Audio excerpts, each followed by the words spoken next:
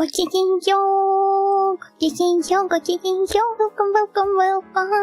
It's my second anniversary today, guys. Hello.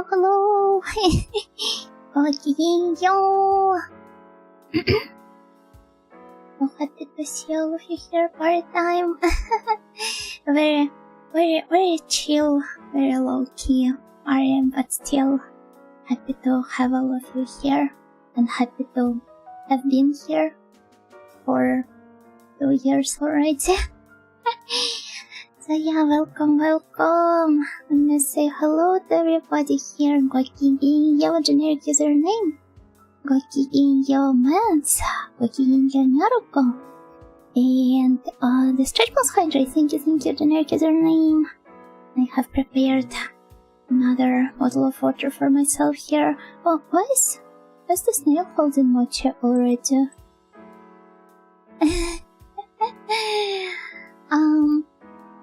Gokiginyo PPA, Gokiginyo Mr. J. Happy anniversary, I can't believe it's been 2 years, what the heck? Me neither, honestly.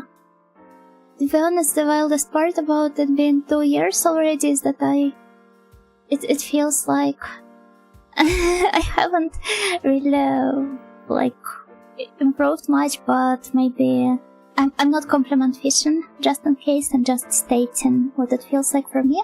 But at the same time, I feel look at it positively. This just means that there are still plenty of opportunities for me to grow and improve, and that's a good thing, essentially. So, Gokiginyo Tessero, Gokiginyo Flicker, Gokiginyo Oboro, Gokiginyo Miguel, Gokiginyo Shala, Gokiginyo Buradari, Gokiginyo Lolo, Gokiginyo Zeko. Get better soon? I do feel better already, much better than it was yesterday. To be honest, I still had a mild migraine this morning, which is why I was really worried whether I will get to stream or not, but luckily enough it has passed by the end of the day, and I couldn't have been more thankful. And 2 years later, this channel, it's alright. I mean, you haven't really missed much. I don't stream a lot, so if you ever feel like catching up, I didn't get to stream as many games as I maybe could have over this time span. And yeah, I have my ice cream of the day with me today, but I have kind of lost where is the layer with... oh, here it is. Yeah, so ice cream flavor of the day is my beloved sorbet. To be more precise, it's a peach sorbet today, and it's, oh my god, it's so tasty. It's got the real peach chunks. It's big, guys. You just don't realize how much I prefer sorbets over normal ice cream. I can't recommend enough. And but it's too cold. I guess if there is a downside to any sort of ice cream, oh, maybe this is a bit too bright. But how do I make it peachy? Like that? Yeah, no, it blends in with the background, rendering it almost unreadable. Good evening, and thank you, I love you guys for your kind words. It's really crazy that it has been 2 years, honestly, I can't believe it personally. Some of you have been here from, well, maybe not since the exact beginning. I'm not sure if anybody has been watching me since the very start. But still, regardless of how much time you have spent on this channel, I'm thankful to have you here. And regardless of how often you get to watch me, and how active you are in the chat, all of the lurkers are welcome here as well. just happy that 2 years ago I decided to press the start the stream button. Trying to remember my first stream. When exactly was it? And how from Miss Nightingale? Sorry, it's too cold. My teeth can't handle. Yum.com. Anniversary cake? No, it's the ice cream. Lolo, Bakihinga, thank you. As for how often, I don't know, could have been more often to be honest, but still.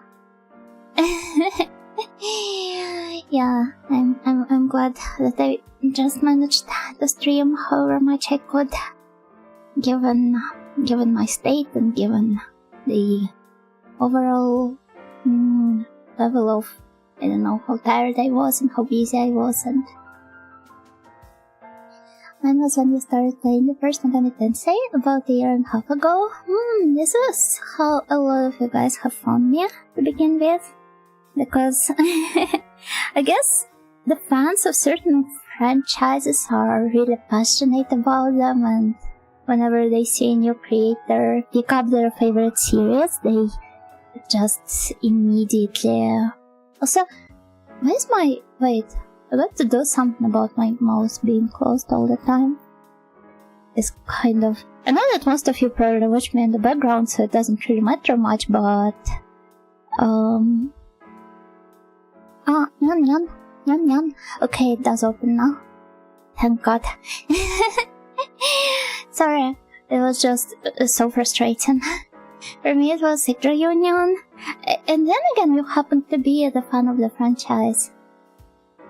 Hello Ogman, Gokiginyo, happy anniversary, thank you so much.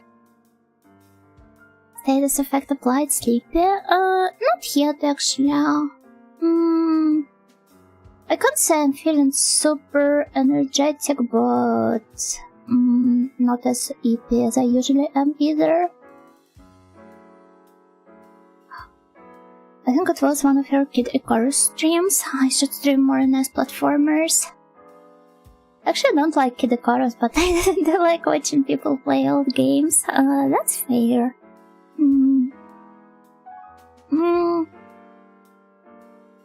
But to play more old games. Oh wait. Remember those funky Gamera streams being some of the first I got of y'all? Gamera was so cool. I want to play more like on the rails shooters or whatever they are called. Hello, your flow, Gokininyo. Welcome. I think I joined that is though, but it feels most nostalgic to me. I actually do remember that because some of you guys you have been some of my first viewers, so but then again like I remember most of you. Like if you have been active in the chat, I probably will remember you anyway, but like yeah, it's kind of crazy how, like, I don't know how to put it into words, but how supportive all of you have been to me throughout my not so long, I guess, path as a VTuber. You will have your entry in the viewer spreadsheet field. Yeah. The being supportive entry. Rainbow cotton or panorama cotton? Wait, does cotton have the on the rail installments? I thought those were like the normal horizontal side view maps. Let's play a retro PS3 game, except that PS3 is not retro. Though there are games that I would like to play on the PS3. But haha, you know, PS3 doesn't have any games. Sorry. I remember most of you. I mean, if you do post on my channel, and there's a good chance that I do recognize you. That's kind of obvious, isn't it? Found you through Twitter, so damn cute. That's kind of surprising given that I do not really post much on Twitter. But, to each their own, I guess. And to me, my peach sorbet. Yeah. Hello, Toxic, you know? Yeah, hello, I meant to say, hello, welcome. Mega Man 9 is a PS3 retro game. I mean, there are even PS4 retro games. I'm referring to that one platformer from the creators of, Wonder Boy was the name? Which didn't get to see the light of the day until it was picked up by the old publisher and re-released in 20 something. Shante, no, not the Shante. Oh my god, I forgot the name. Give me a moment, I will look it up.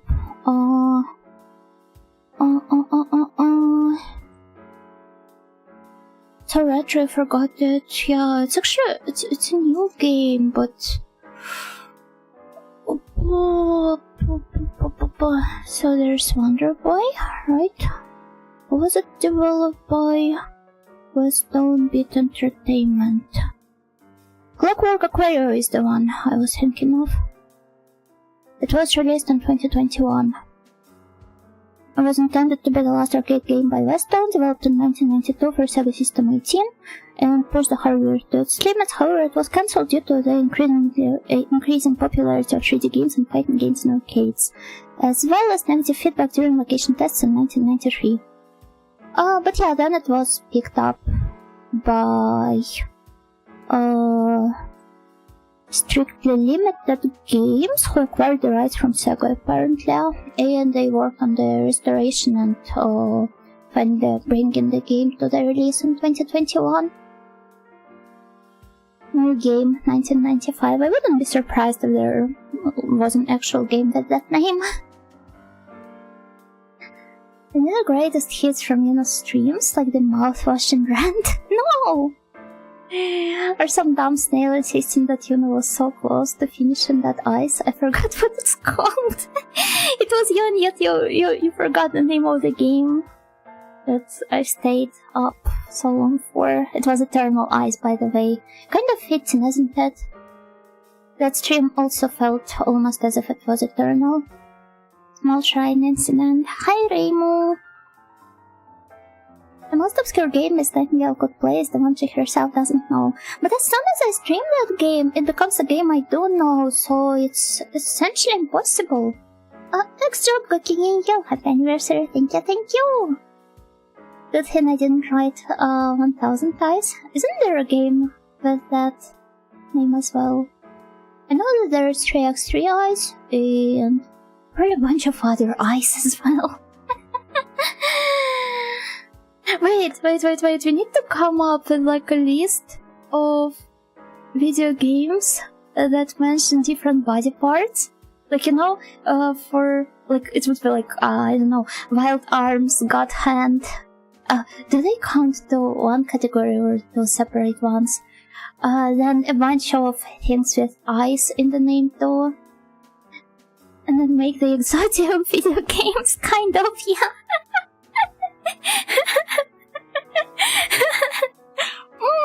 Weird. Here's to many more years, thank you. Delphine 2 Super Boss was an ordeal. It indeed was, to the point that it killed me. I really look forward to eventually maybe becoming a ghost again. I enjoyed this time quite a lot. I think I started lurking on Eternal Eyes, but started following and commenting later on Magic++. Magic Crement. Since this is the proper way it should be read. Franken Gaming? Yeah. Imagine organizing your schedule in a similar manner. So you're building the schedule of different games not made out, but mentioning different body parts. Chaos Head, Wild Arms, Einhander plus Godhand. Then what would be the eyes? There are a lot of eyes there. There's like eternal eyes. There's and the most important question, does it include mouth washing? So many names. One. No, I did say there's like 3x3 eyes as well. Also, if the visual novels are allowed, then there's also 11 eyes. I mean, Chaos Head was mentioned, so they clearly are. What do you think is the favorite game you've streamed? I suggest you guys guess.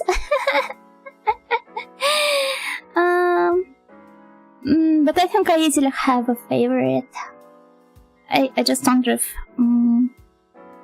if any of you will be able to guess which one. Yeah, I guess my favorite. My favorite, the Booby Bandits. I didn't stream any games called that. And I will get to enjoy my sorbet in the meantime. Never forget to wash your mouth, kids. True. the most important advice. Threads of Fate? Threads of Fate was really cool. I enjoyed it quite a lot, but I don't know about my favorite one, though it's definitely up there in my favorites list. Mime? I still haven't beaten it, it's not fair, but I do enjoy the presentation, and I mean, it's a PC90 game, so how could I not like it? Even though, please, I don't understand girls. Oh no! This snail has to undergo the special Otomegokoro understanding, training. But yeah, no, it was Ikko. I still think a lot about the level design from there, and the outstanding architecture, and how beautiful Yorda was, and especially the BGM, the one that plays during the saving screens when you just sit on the bench. It's kind of like it stuck with me a lot, and I still listen to it a bunch. Once you name all of the other games, she'll choose the last game standing as her favorite. No, I'm not that cruel. Maybe just a little. 3x3 eyes right there next to Two Ninjas Kickback and Toronto NHL All Stars. Excuse me, what exactly puts this game in the same line as those? Just the number of... mentioning the numbers in the name? Or something else? Were they developed by the same people? Any intention of playing Shadow of Colossus? Honestly, I could, I guess, at some point. Cause I really loved the game design philosophy of Ikko. I can't believe my sorbet is already melted, what the heck. Let's even more pleasant to enjoy it this way. Oh my god, Parma! Thank you for the gifted sub. Thank you so much, I really appreciate it. Everybody, if you received a sub from Parma, make sure to thank him. They're all the first entity syndrome sets. Yeah, okay, that's fair. Okay. This is how people can be familiar with them, even like tangentially, even if they didn't play it themselves. What's good, everyone? Happy 2 years. Hello, Slayer. Gokigen yo. We were just doing some brave Zatsu before going into the magazine reading. Though I'm not sure which exact magazine should I pick. And maybe we won't be doing like such a detailed thorough reading. We will see anyway. We will see. Maybe some of the parts I will just skim through while the other ones I will kind of like stop more on. Biggest fan of games Miss Nightingale played, but I didn't. What games could those be? Hubert Omega, Gigingen, second member, Gigingen as well. Hey, who has second anniversary? Me! Yana Nightingale has a second anniversary. Apparently. Or so the people say. I don't know. I can't confirm or deny it myself. Maybe she does, maybe she doesn't. There's just no sure-proof way to confirm. I've been back on the Grove Coaster grind this last week. Oh, it's this, oh my god, the rhythm game, right? Yana Nightingale, second anniversary. Yeah, I'm 2 years old now. Insane. Congratulations to her on working for so long then. Thank you. If you've not played it, we played it. Yeah, this is kind of like, it's a given. If you're not complete the game, then all of the Night and Snails do as well. So technically, you can't say you haven't played any of the games I played, because you were still introduced to them through osmosis. My most favorite are the SMT games. Oh, is that so? I guess with them being the dungeon crawlers, that's not really that surprising. And I assume Mime isn't up there in line with them because it has the automap mod? Gain XP in YouTube now? Yeah, it's kind of like an online feature. If you guys, if it makes you anxious, I could look into some ways of disabling it. Because, I don't know why they would add it. Like, what is the point of rating your performance as a chatter? This sounds really toxic. What did they add? Apparently, it just rates your activity in the chat. So the more you post, the higher place you take, and that is always there. And like, you can see it up here, right above my head. It assigns you with a place in the rating. Also, to encourage people to keep donating to not lose the pointless number 1, don't take this away from me, you know. But you're number 2 already, or so the chat says. I bet if I get a crown and use a stream, it will mean something. It will be a sign. And do you actually chat in her streams? That's cool. Remember I used to sometimes comment on Lulu's streams?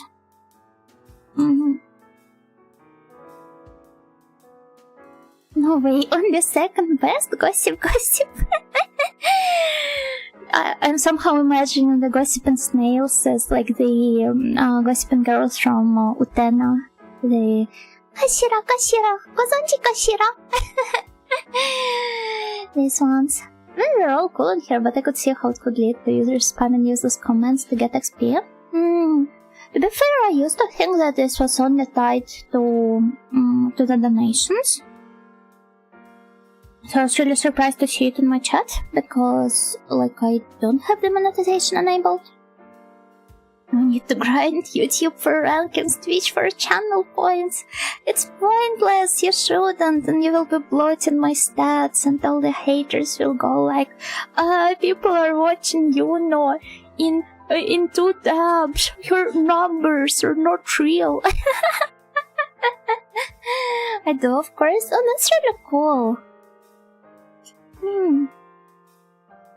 Do I write stuff like push up? And I don't know what else. www. But I lose the numbers. Yeah, no. Hi, Kaka. Oh. Okay, I'm done. I'm done with the sorbet. It only took me half an hour to finish it. It was great. Man, I love sorbets. Nothing better than a nice cool one on a summer evening. I would if I wasn't stuck on mobile. You shouldn't. You absolutely shouldn't. Usually emotes are just like, oh, this girl is cute and she thinks I'm talking about in-game character, but it's actually about her. Yeah! My Lisa's stomach can't be this dense. That was a huge sorbet. No, it was actually just one scoop. Like, 100 grams one. But it just took my time eating it. Happy anniversary, thank you! There's an AI in the background deciding who's winning based on how many posts it enjoy treating. It really hates me. It's because you've outed it. Mighty scope. Big? No, 100 grams is like a normal scope size. What exactly makes it big in your opinion? Oh, but well, yeah, let's go and enjoy some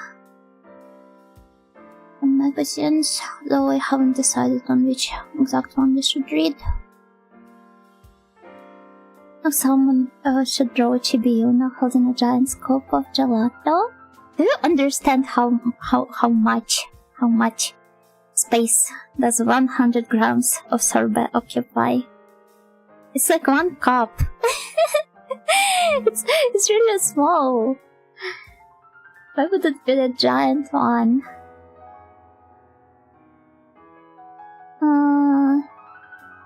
Oh my god, this is metal. Saturn fan magazine. Speaking of gaming magazines, yeah, what of it? Happy anniversary, thank you! I still have a stack of old Game Informers from the PS2 PS3 era.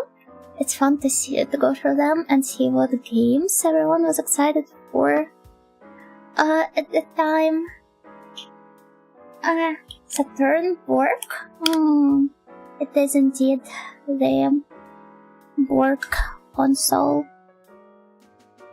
But I wonder if there's anything else we could go through. I was thinking of maybe like another Japanese one. But we'll see. It even has the Korean ones. I think picking up something in English could be fun for a change, but I don't know which exact one should then be. Oh my god, what did I click? Oh, stop, yeah, no. Ultra console game, oh my god. Yeah, no. It's really small, Miss Nightingale says, her cheeks puffed up like a hamster's. I do love hamsters. Oh, it's got the Death Smiles. The Death Smiles cover. Tech magazine. It's like 75% understandable. Wait, which one is Czech? I seem to have missed it. And yeah, the other 25% are the words you still understand, but you need to reverse the meaning to a complete opposite one for it to make sense. Translated from Famitsu magazines or something? I'm not sure about the translated ones. I'm not sure if anybody has ever tried translating the magazines, but I might be wrong about it. The PlayStation official mag in the UK back in the PS2 PS3 era used to be full of smut and lewd images, yeah! I guess maybe they knew their audience way too well. Yeah, Arcadia looks big, honestly. I am a big fan of their covers. And also recently, the Game in Alexandria, one of the biggest archivation resources online, they have uploaded the, I believe, entire... Where was it though? Yeah, the entire Dengeki PC engine. Here it is. I really love their covers as well, although it's not like your typical anime style, but look. It's a ship girl. I remember the old days when various magazines would be full of casual nudity and nobody cared. Unfortunately, or maybe fortunately, these days are now long gone. We all used to huddle around the one kid in school who was allowed to get it in the playground to pick at the girls. Fun times. Remember how there was a magazine, not a gaming one, but like a loosely anime themed one, which I used to really love as a kid. And you could buy it in the kiosks, right? And on the shelf right above it, there was a bunch of like not porn, but well, the magazines also containing like some heavy nudity at the very least. And my mom used to always be so upset about it. She was like, no, why do they place the erotic mags right on top of the ones that actual kids buy? And like, I didn't care about those until my mom started complaining about it. And ever since then, I always stared at those ladies' boobs. Because it immediately registered in my brain as something like forbidden and wrong to do. Magazines like this were the only way I knew which games were coming out, which also meant that I had very biased opinions on which games were good or bad, solely because one journalist said so. Oh, I'm not sure how exactly it was for most of the gaming magazines, but wasn't this exactly the reason a lot of them had several journals that were kind of like playing the roles of good and bad cop and approaching the games from completely different perspectives and kind of like providing more, maybe not objectivity, but well, just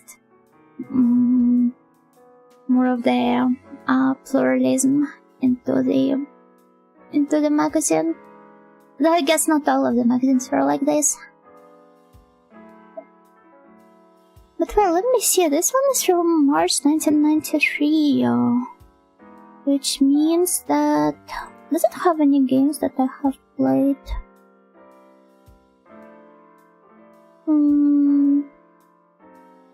Tenchi no Uta, it's something I do vaguely recall seeing.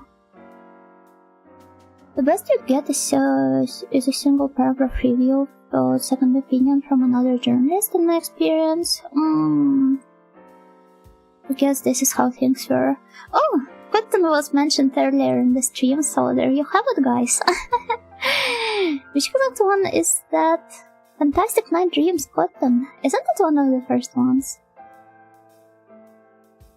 Well, that lady wishes to talk to me and I can afford 1 minute of a day's worth of lunch money.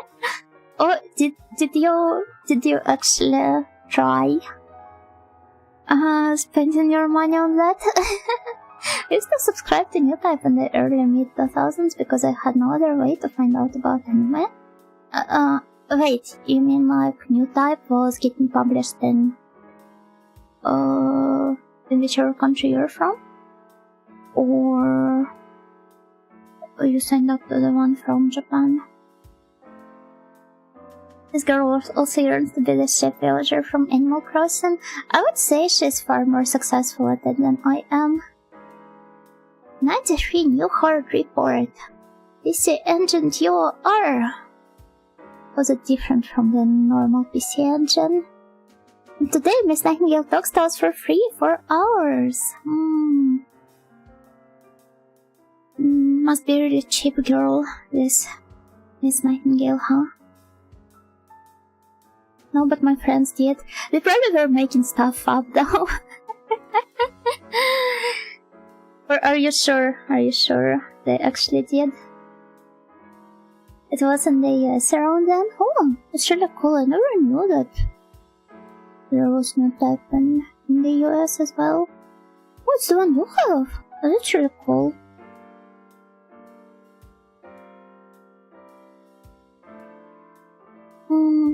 Himalayan Moyos Konoto. Oh, look at the price. Almost 40,000 yen. We did do a lot of prank calls though, that's awful. Some Kusogaki there. Just draining our souls. Yeah, your dark souls. yet she remains tired as she continues to stream. The hunger is endless. Yeah, the feared hunger. The dark souls of RPG Maker games. She's just doing it pro bono to show she values the community, the slack from her super rich audio activities. You're not exactly wrong about that. I'm just here to have fun. Lulucho, Gokigenyo, welcome. Happy second year, thank you so much. And good luck with your exam tomorrow. You've got it. Oh, hello, Corpse, Gokigenyo, thank you. Thank you so much. Pioneers Laser Active. What is Laser Active? LD, what is LD? Laser disc makes sense if it's laser active. Fun? I don't buy it. Must try tomorrow. Stop making fun of that guy. I will still stand by it. He was writing it in good faith. He just worded his motto poorly. Welcome, Akira and Rachel. Gokigenyo, thank you. Thank you so much.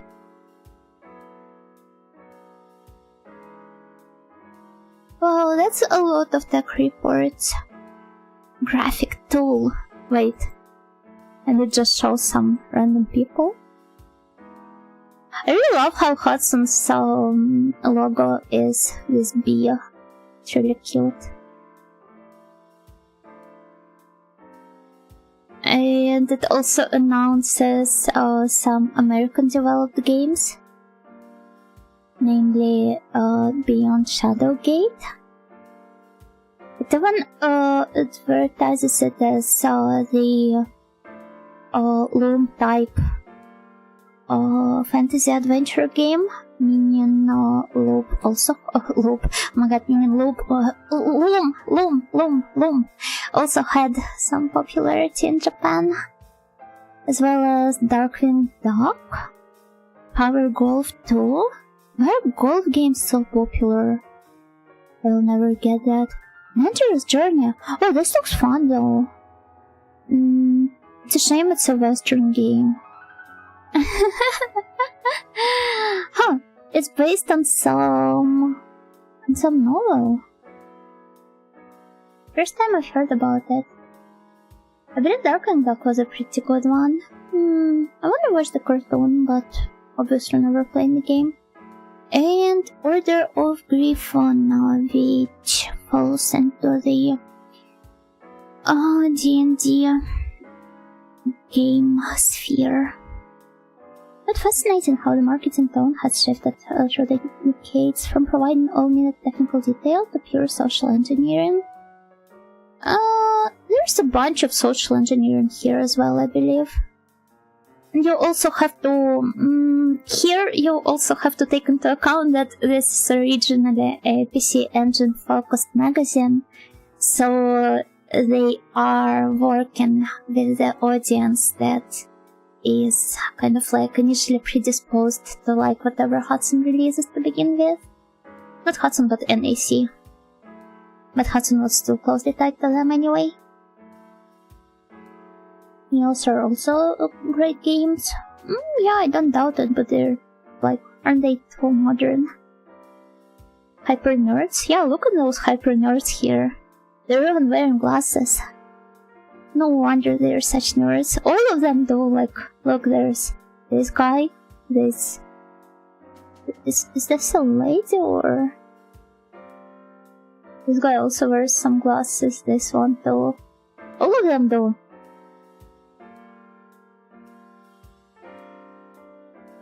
Really makes you think.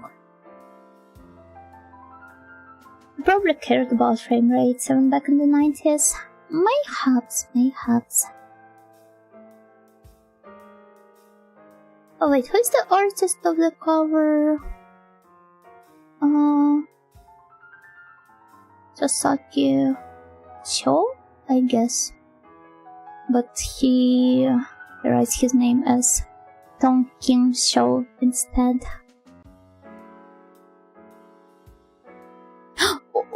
Oh? It had Kelto?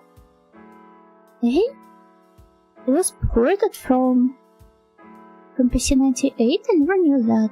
Tsutsugo as well.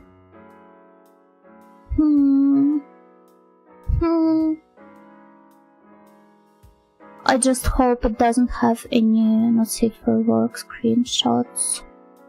One more lady, I really want to play this one. I probably will sometime soon, actually. It's just that I can't gather up the courage to do a live translation of the cutscenes. And there's a lot of them. Glasses convention. They just took a photo of some random, not related to PC 98 at all, not PC 98, the PC Engine at all, like, bespectacled people convention. What else does it have? Bonk? Cotton as well, obviously. Tengai Makyo. It really keeps appearing here and there, but maybe it's because all of the magazines I've been reading are focused on PC Engine, so that's why. Speaking of PC Engine, I saw a game recently that looked like something you'd play. Or did I note it down? But you know me, I know I won't pick it up if you recommend it to me. That's a joke, by the way, please do.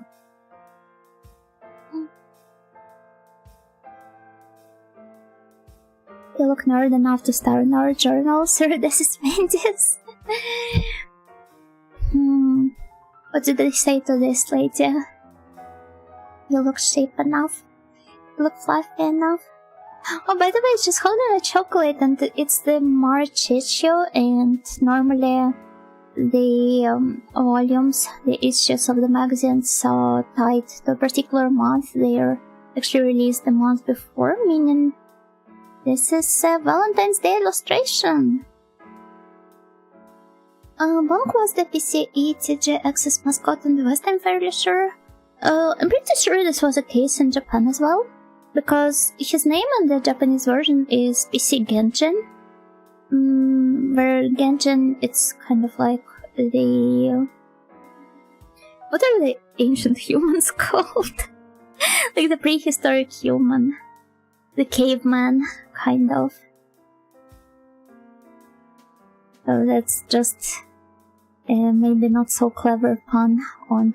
Oh my god! I never knew that Zanado had such beautiful character designs. What the heck? Hasn't no density to Zanado. But it's a Falcom game, so kind of makes sense for it to be this way, but still.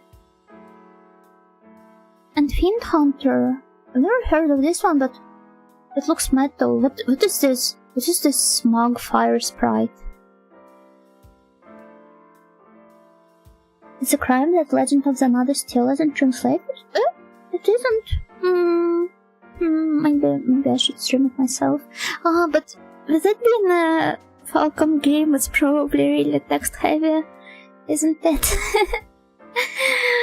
With a bunch of NPC dialogues and stuff. There's just no beating this style of anime. It's really cool. It's really cool. The Zack series, especially the Frey spin-off, looks nice. Have you heard of them? I did think of picking up Frey, but I was not sure whether I should play through the original series first. If I recall correctly, all of them feature gameplay somewhat similar to Is, right? Falcom music. Why is it always their music that people think of? I mean, it's okay, but I don't know. Yeah, okay, it's pretty impressive. But then again, I do not really pay a lot of attention to music in the games. Most of the time.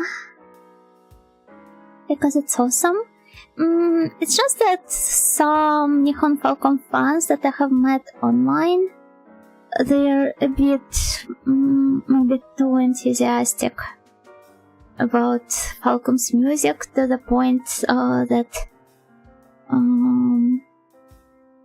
like, I don't know, I wouldn't even say it gets pretty annoying, it's just that they, for example, like there have been cases of them picking up on some newer stuff because they don't exactly write the music like the old guard did, right? It's kind of like, I can't stand this type of people. She hates it because people told her to like it. Well, maybe there's that aspect to this as well, but I don't know. To the live TL minds? Not yet, not yet. I mean, have you seen how much I've streamed recently? That's it. No live TL minds for a while. Game bad because fans bad? No, I never said that. It's just that some of them can be pretty unfiltered in what they say, and they clearly seem to not really understand what exactly is wrong with whatever they bring up. I only played East 1. I just remember you talking about Falcom fans and their obsession with the music. Maybe specifically the types that I happened to meet before. I'm pretty sure there are a lot of people that put focus on something entirely different than the Falcom works. And it's just that I got unlucky enough with the avid music fans. That's just how it is lately, you know. It feels like everyone hates everything new nowadays. That's a shame, honestly. I mean, I sometimes catch myself expressing kind of like the same sentiment, but this is where I make sure to actually remind myself that there's plenty of good things coming out every now and then. And perhaps even at a higher volume, because like game dev, it became more accessible to more people, and there are a lot of indie gems that just wait for me out there, waiting to be played. Oh, wait. Isn't that, I for some reason thought this was DocuSave, but no. It's something else. So to go graduation, Monster Maker, Cal 2. By the way, Cal was, like at least some of the character designs there, they were handled by the same lady that worked on the character designs for mine. Something to think about. As for the drills, give me a moment, I will show you something.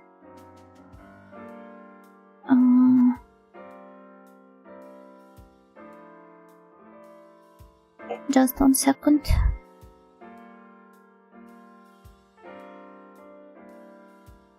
Oh.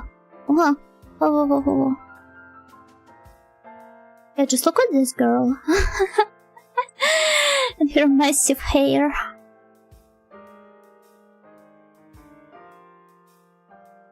Isn't she beautiful? New version 2.0 drills confirmed? Yeah, no, I'm just showing you an eroge woman, something I always do. I get girl answer vibes. Oh, I get that. I get that a lot. She's got some even more impressive ones on the forgot the name. Like some of the promotional posters, basically. But I don't remember if they are safe for work or not, so I will not be looking them up. But actually all of the characters in this game, they feature really impressive hairstyles. Thank you for the eroge, you're welcome. What? I'm a lover, not a liar. It takes huge tits to be a liar. But she does have huge tits, who's she lying to? That's the point here! Oh my god, by the way, this game was translated into English, I believe, so you guys can play through it as well, if you happen to be interested. The cool part about Tame It Toyobanide is how it plays on a lot of popular tropes, specifically the setting ones for its time. So you'll essentially have 3 acts of the game, and the first one takes place at school, well, obviously. The second one takes our heroes into the hospital. And the hospitals, oh boy, they sure were a popular setting for eroge in the 90s. And the third one, it takes a place in the Western style manor. I'm pretty sure I don't have to explain how popular manors were in the 90s and even well into the 2000s as well. Top tax debt, yeah. She sure has one. They're going all in on the settings, huh? They do, yeah. It plays around a lot of those tropes, and yeah, you can also see how excessive the hairstyles of the rest of the cast are. Maybe not all of them, but there's this girl with a huge ponytail. And this one with... I wonder if maybe the screenshots page features, so... Yeah, this is how she looks like in, in the school chapter. This is a good angle. Is it okay for me to open it? Is it a safe for work screenshot? Also look at the chibi artwork, it's so precious as well, but also I want to eat her hair. Yeah, okay. Let me see. Oh yeah. I guess you can see here how truly huge their hairstyles are. Something to appreciate. By the way, the character designer here, and the director as well, is the same guy that worked on, I believe, the Genga for Ashita no Jo. Although, might be mistaken about it. No, that's not him.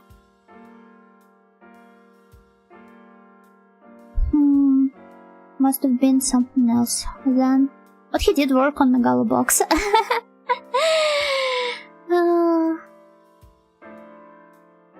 Wait, what do you mean his earliest work is?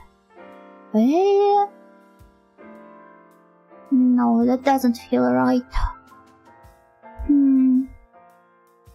Maybe there's somebody else who worked on it, because I clearly remember there being somebody who was involved in the production of the original Ashita no Jo. Interested in the plot? The plot is kind of like it's not convoluted, but then again, as a lot of eroge are, and it's kind of like a staple. It's very it goes hand in hand with psychosexual stuff and some Freudist ideas. Then again, happens a lot in the older games. But yeah, I'm not even sure how this hairstyle compares to some of our bigger contenders now. But there she is, and those are the girls from Sotsugo Graduation. Honestly, I really love. Oh my god, the panties! Oh, maybe I should go another. Oh! Wow! But yeah, all of them are beautiful. If there's something I really adore about. Look at her jacket more closely. Like the sleeves are separate and they're strapped to the vest, while the belt's just how cool is that? But yeah, there is one thing I appreciate a lot about those older galge. It's how they have this tremendous level of understanding of fashion of its time, and also a really good understanding of how the fabrics properly work, and they're really good at conveying the weight and feel of different fabrics, even in the pixel art format. It truly feels like some lost art. to the later era, which seem to have developed their own very distinct sense of ugly fashion. Oh no, she's late! And I really love how you can immediately tell what type of characters all of those girls are just by taking one look at those key visuals. Once again, something that takes a lot of effort to convey. I really love that girl. So beautiful. And also the eyebrows of Kiyomi was her name?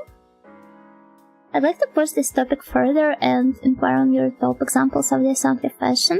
And then just take a look at the Shifuku sprites of any of the Galga girls in the 2000s to maybe like middle of the 10s or something. But okay, to provide the exact example, let's see. So all of them, I mean, let's open, for example, I don't know, Kinkoi, because it is an eroge and it is a very, like it really screams eroge in a way. But it doesn't feature any of their Shifuku sprites there, so maybe some Usosoft game then. Give me a moment. Usosoft. I don't know. Let's open Dracurite. Just features their uniform sprites. And I see some actual Shifuku. Looking in your Roto, welcome. There's some really wacky stuff out there for Shifuku. That's what I'm talking about.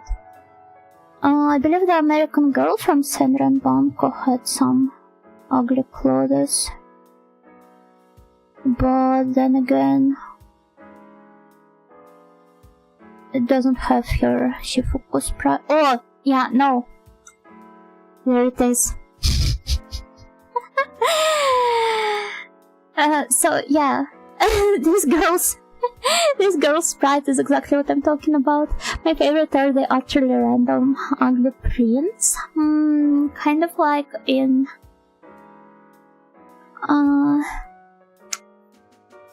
my actual favorite is the one from Criminal Border. Actually wonder if I can just, because I do not want to type in anything. Well, whatever, I will just turn it off again. Criminal Border. Oh, that's actually rather simple because it doesn't even have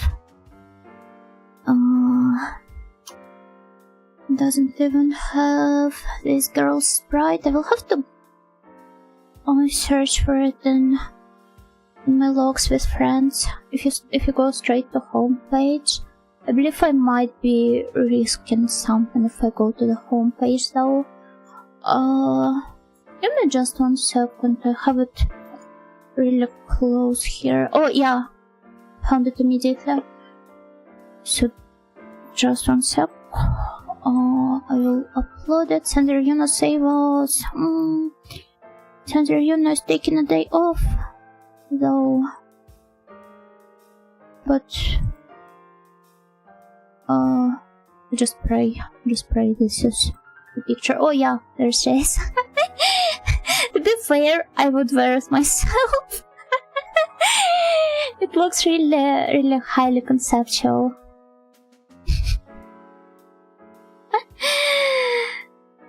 Build church, pay bread, dead presidents. It's kind of like it gives off the vibe of wait, I forgot how does this meme go. But you do understand which exact. Yeah, world is this one. Should wear that, don't anger me, I'm about to level up and you look like the right amount of EXP. Oh yeah, or that one tacky gamer t-shirt that Karin showed on one of her streams. Hello, I'm chillin' now, gokinyo. Rise and grind. Speaking of another funny t-shirt from the eroge, this looks cool. It does.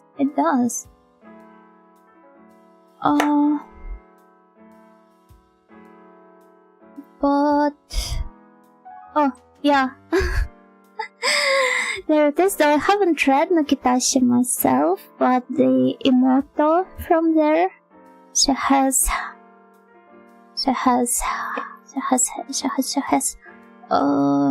this t-shirt, and it's a really cool design of a t-shirt for an Imoto without her out, if I say so myself. Oh, thank you. Somehow it feels longer. Nice 2 years. It kind of does. Too meta. It should have been that one now tag from Aerogamescape. I forgot what exactly it reads as, but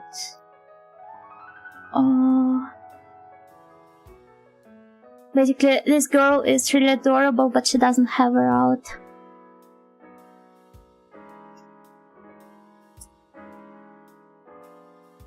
She might not be the heroine of the game, but she's the heroine of my heart. You haven't even read the game. How can you say this? Isn't it sad, Sachin? Yeah, Sachin should definitely join the club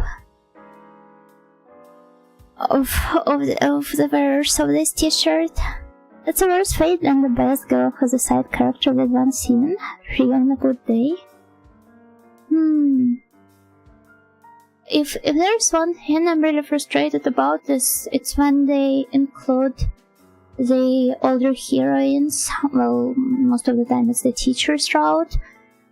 And most of it is just her whining about how old she is. I feel like the worst insult in this manner, it was the route of teacher in Shuffle, because during the age scene, they made her wear the Sailor Foko. Why would you do this? An adult woman? I mean, if there are people that pick the game up because it has an older heroine, they clearly wouldn't want to see her roleplay as a schoolgirl. It's like they don't even understand their audience and the strength of their heroines.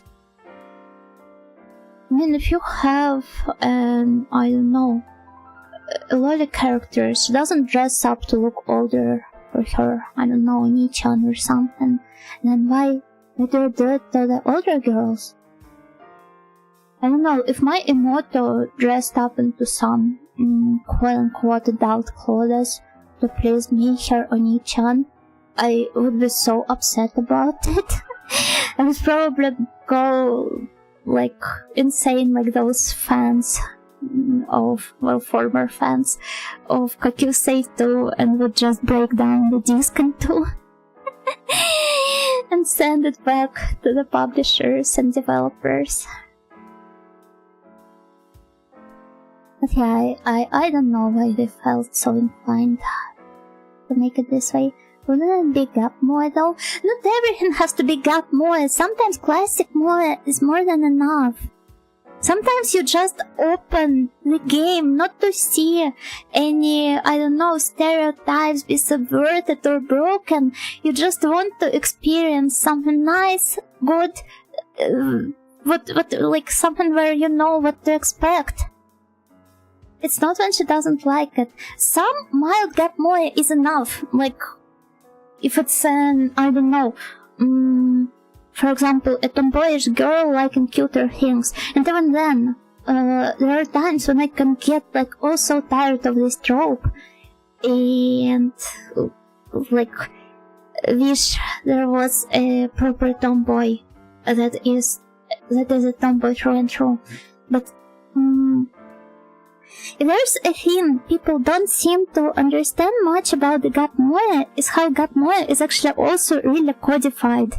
There are combinations that are just known to be working, and you do not need to invent anything new. It just helps to spice things up a little, but it's also a really, like, really cliche, really beta thing, basically. You try to dress a little younger, older than your age. If you're an ergo heroine, that's a crime. Sometimes it's nice for archetypes to not be broken. Look at Pixar movies, for example. Now people want classic plain evil characters, no tragic backstory or nothing. Yeah, I miss the time when the antagonists were irredeemable.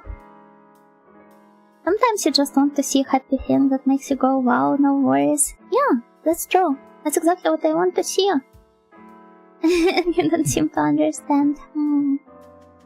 Shame you seem to notice my but yeah, perhaps we should go back to the magazines.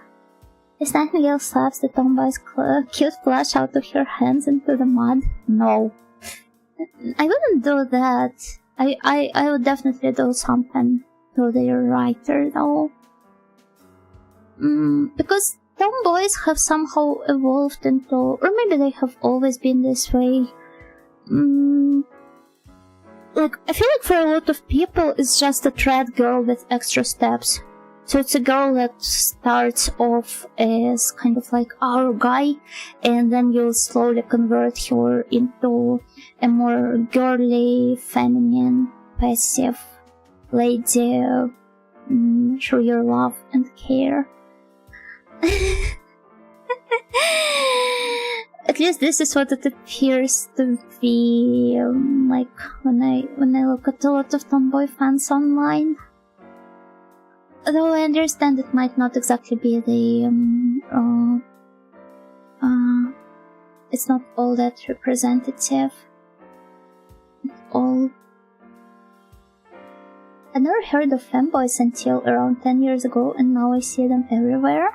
Well, femboys are slightly different. I feel like femboys are, I don't know, people only perceive them in a strictly sexual way, kind of. Like, you get a lot of pure romance stories with tomboy characters, but I'm yet to imagine one with femboy. Femboys are just traps, but trap became problematic or something. I feel like those are different things. But it's like the semantics of all of it are not what exactly I'd like to get into here.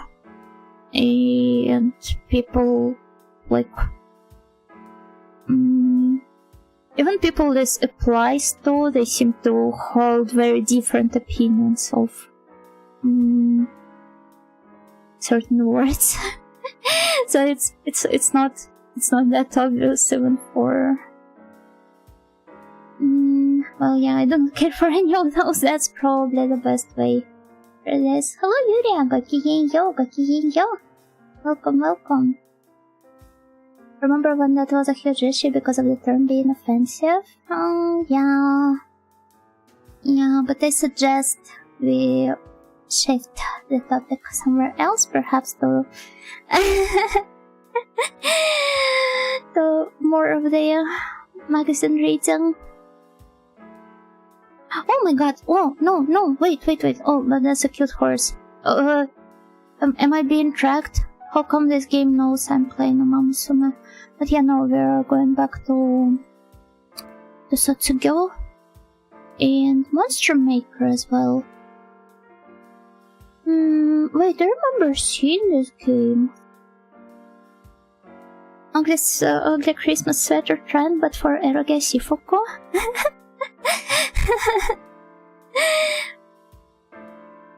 I wish there was like a Christmas themed eroge where all of the girls wear ugly Christmas sweaters. Okay, that's an RPG. And let me quickly skim through whatever is written here.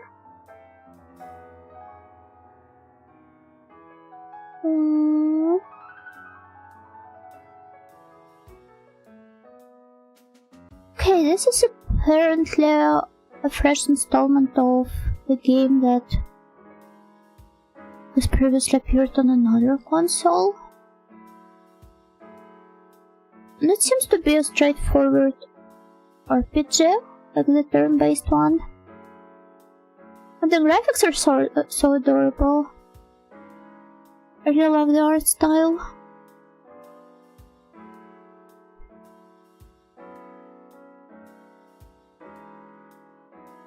Oh, this town is so beautiful. Oh, can I actually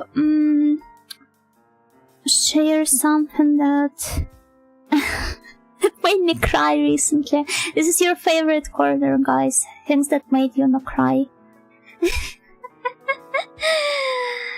So I have been rewatching / watching, because I have only watched, I think, the first movie, but yeah, I have been slowly working my way through the Lord of the Rings trilogy. And while I was watching the second one, The Two Towers, it made me think once again all of the extended editions in one sitting. Yeah, no, I'm not as brave, so I'm just slowly chipping through them whenever I happen to have time.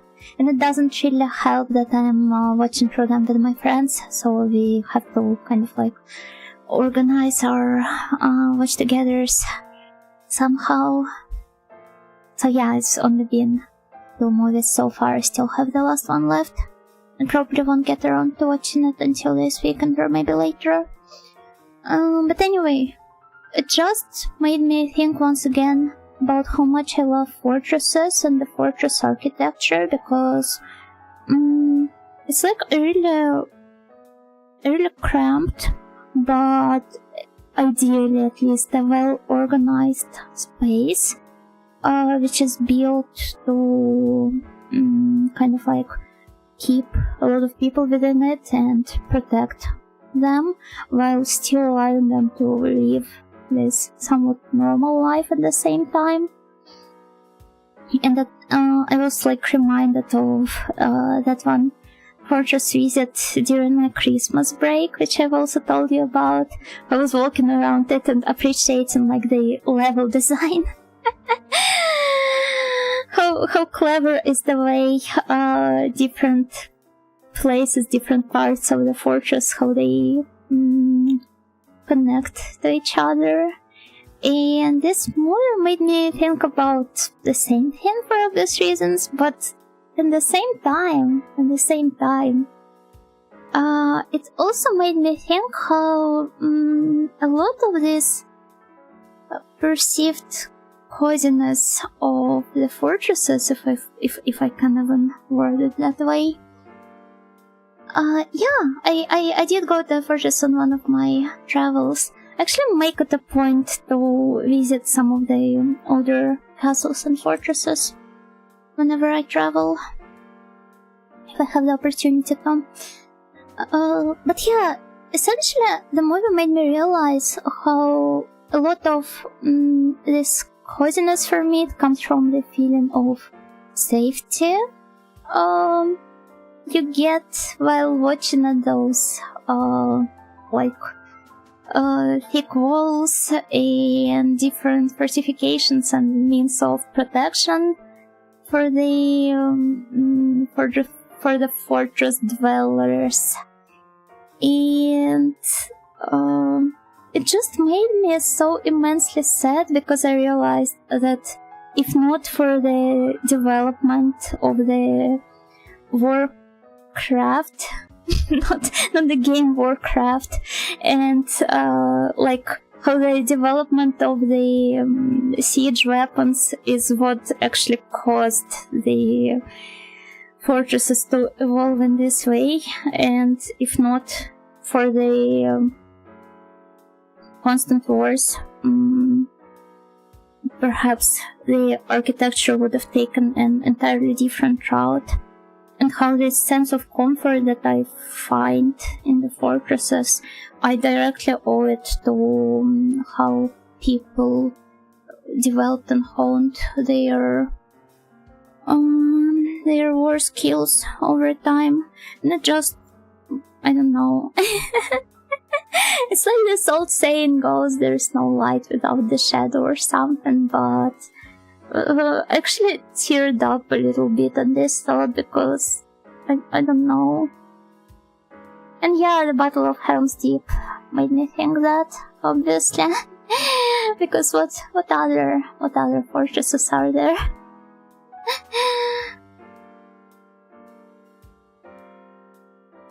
We truly live in a world of Warcraft. So true.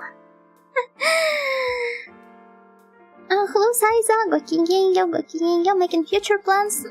No, I do not want to make any future plans. I just are enjoying a very chill hangout with like the magazines reading and me sharing stupid stories about how I cried over the most stupid stuff ever.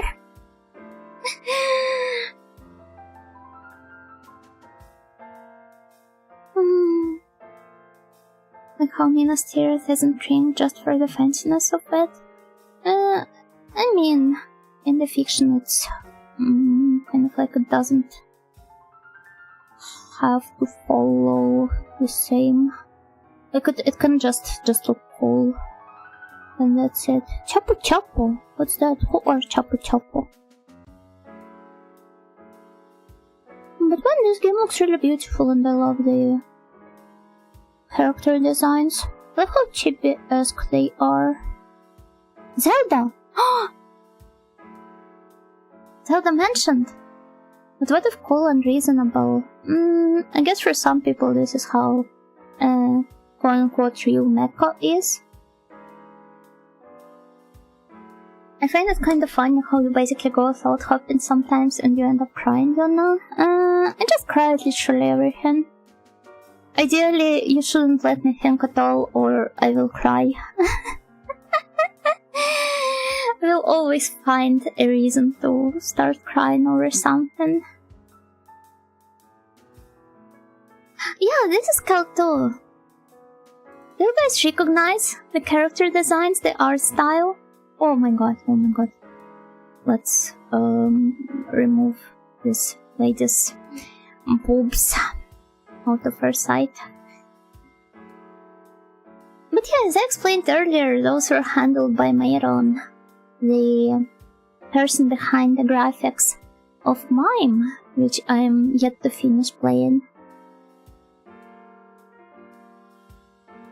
And here we've got a lot of beautiful women. Well, somebody's roaming outside. Oh. Math's problem. Given a random topic X, calculate the shortest chain of thoughts that makes Miss Nightingale cry. It's completely randomized though. These are beautiful indeed. They are. They surely are. And this is a game called Horror Story. Just what could it be? Is it like a beat 'em up? Or a platformer game? Oh my god, crying on a randomizer. When I was younger, I believe I shared this story before, but basically I used to collect the anime screenshots of the crying girls. I had a separate folder for those on my PC, and I remember there being a lot of screenshots of Kuriyama from Kyokai no Kanata specifically.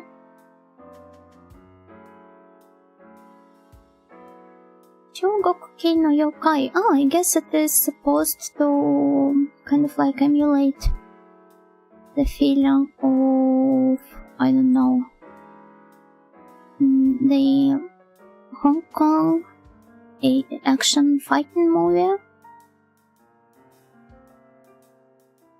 If it even makes it a point to start from a vaguely Chinese location. Well, he's just like me, you know, meeting the saddle and mime. Basically, yes. But I don't know, don't you guys get like this sometimes as well? Don't you feel like crying over the dumbest stuff? Am I truly the only one like that? This just can't be it. But also look, there's Rainbow Island. How many of you played that? I think it's really lovely. Not really. Oh, by the way. I remembered another thing that made me cry, because, like, remember this radio website that you recommended earlier? By the way, I tried listening to this Hitsuji Kai no radio, and the music they put on in between the sermons was indeed very beautiful, but that's not the point here. So basically, when I was taking a look at the map on the website, right, because it lets you go across the globe to select different radio stations, you will never guess it. what exactly I cried at. But basically, I was just really touched about, not about, but like by seeing the kind of like the terrain, the landscape of Earth, not divided by any borders. I think it doesn't even have the countries' names mentioned. I believe it's been a while since I've last looked at a map like that, now that I think about it, because most of them are marked out in one way or another.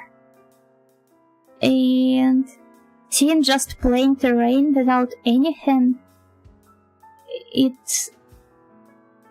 I don't know, I found it so touching that I cried. Like, no borders, nothing to argue about, no countries either. It's just a bunch of greenery in the blue ocean. And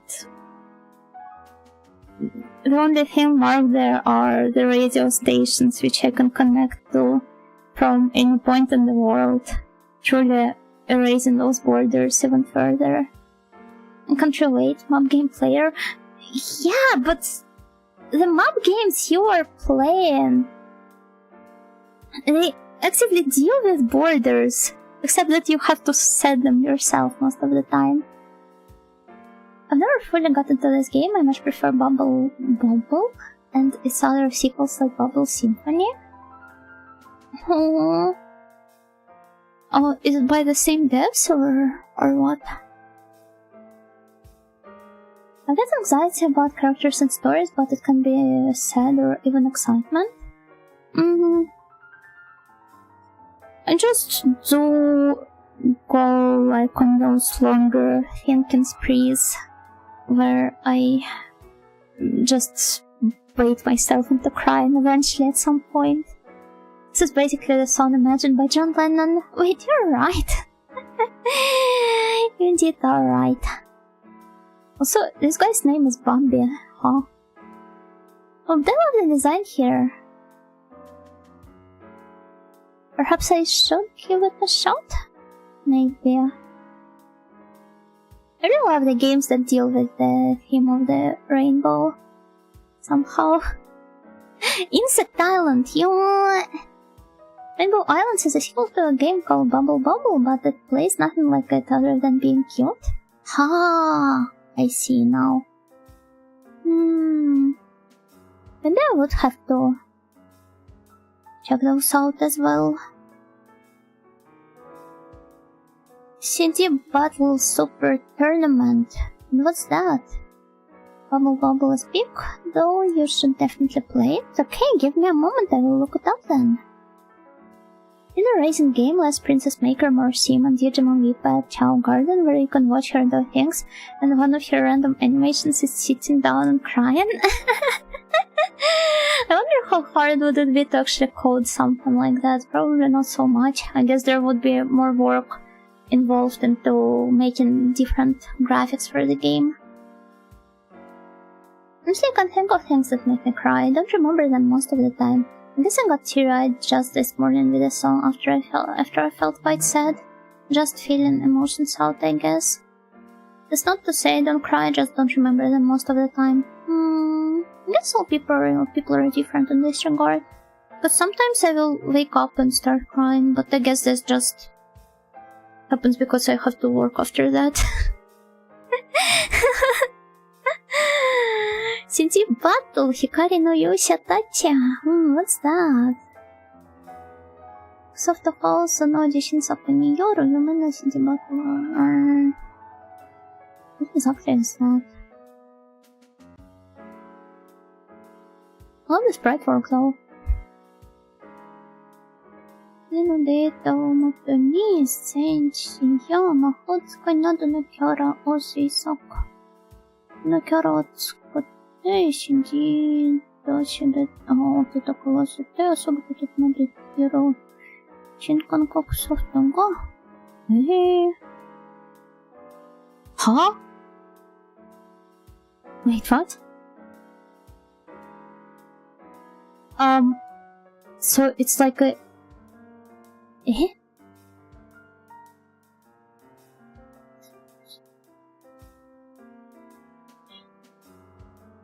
Wait.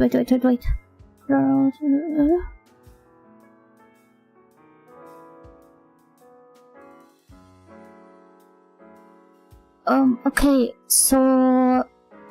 They...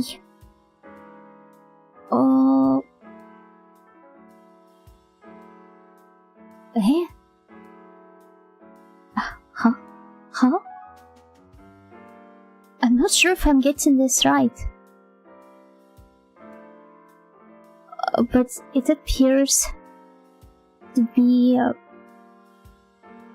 game, or at least some software, that converts the CD data of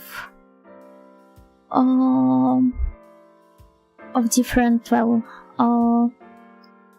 CDs into the RPG characters and lets them battle each other? Huh? And they basically organized the tournament between those, and each of the soft houses employees, they submitted their favorite games. Oh, I see Choaniki there. Monster Maker, the one we took a look at earlier as well. Got Panic. I'm just looking for the ones I do recognize. The Macros game. Super Real Mahjong. Of course there would be a Mahjong game. But that's a really interesting concept. You know, do you think very sensitive people are emo, or do you think emo is more than that? I don't know. For me, like, emo is clearly some subcultural stuff. Or at least it was this way in my home country. So I think it's more than that. It's not just being overly sensitive. But who won, I wonder? Oh, it's not the Soft Houses employees, it's the King Record employees, I guess. Or maybe not. The employees of something. It's Choaniki Tomaho. It heals people. But yeah, here are the outcomes of different battles. And look, they had a really cute girl there.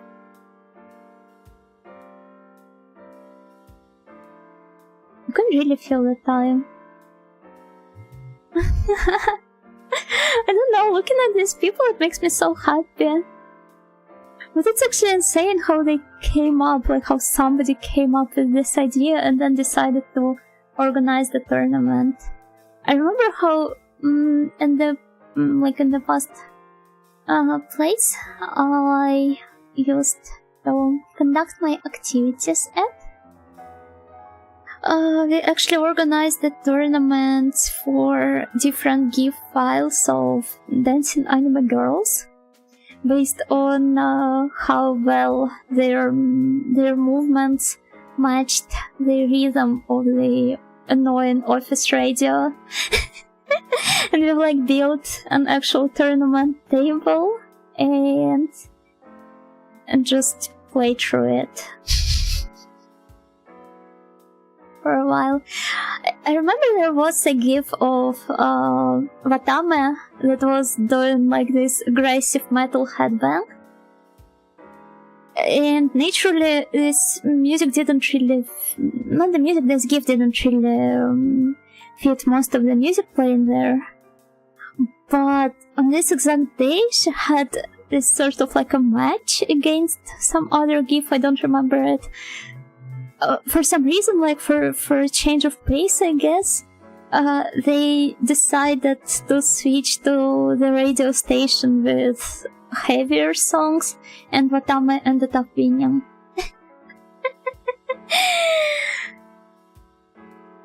They had fun with the tourney. It's just fun to do silly stuff in battles sometimes. Yeah, but I also appreciate how they were documenting it in the magazine. Ringed, so true. But yeah, here are other outcomes as well.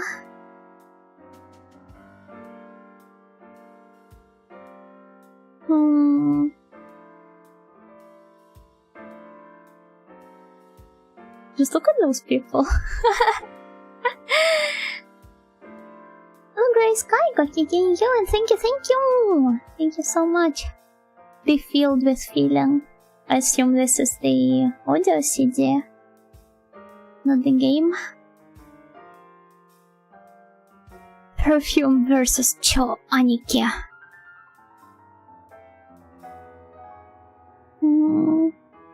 This is really fun. How come I've never heard of this game before?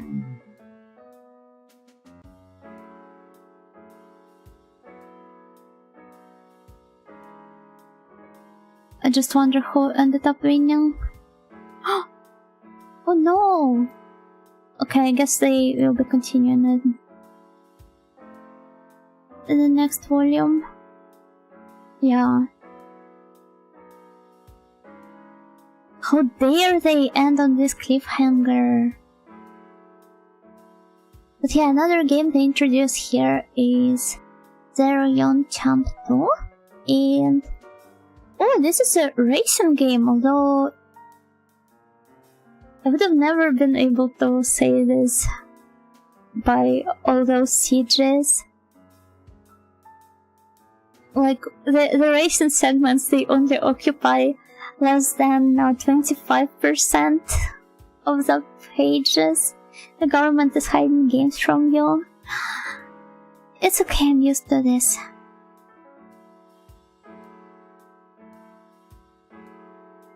You can earn some extra bucks by taking the dogs to a walk,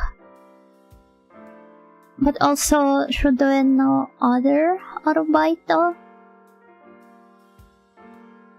But I think this one is the cutest. It also reminds me of that one Newsgrounds, well, not eroge, but like the knockoff date sim, where a lot of emphasis was also put on like having to earn extra money through, I believe, doing some underground fights or something. You guys even remember what I'm talking about? Racing game looks like a bit of a V and must be some management-oriented thing. Somehow sounds familiar. What's the name of it again, you know? It's Zero Yon Champ 2. But it appears to have some actual racing segments, although maybe those are automated. Shift to open, no timing, go. No, you can actually drive your car here. It's just that a lot of effort is also put into like saving money for the tuning and for the new parts and for like upgrading your car, but I guess this is how it normally is in such games, right? Though in most of them I believe you're just earning money through taking parts in the races rather than taking different part-time jobs, right? I honestly don't know. You can sleep with women, eh? Eh? Huh?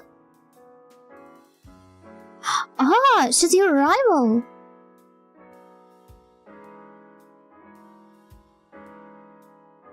Oh my god.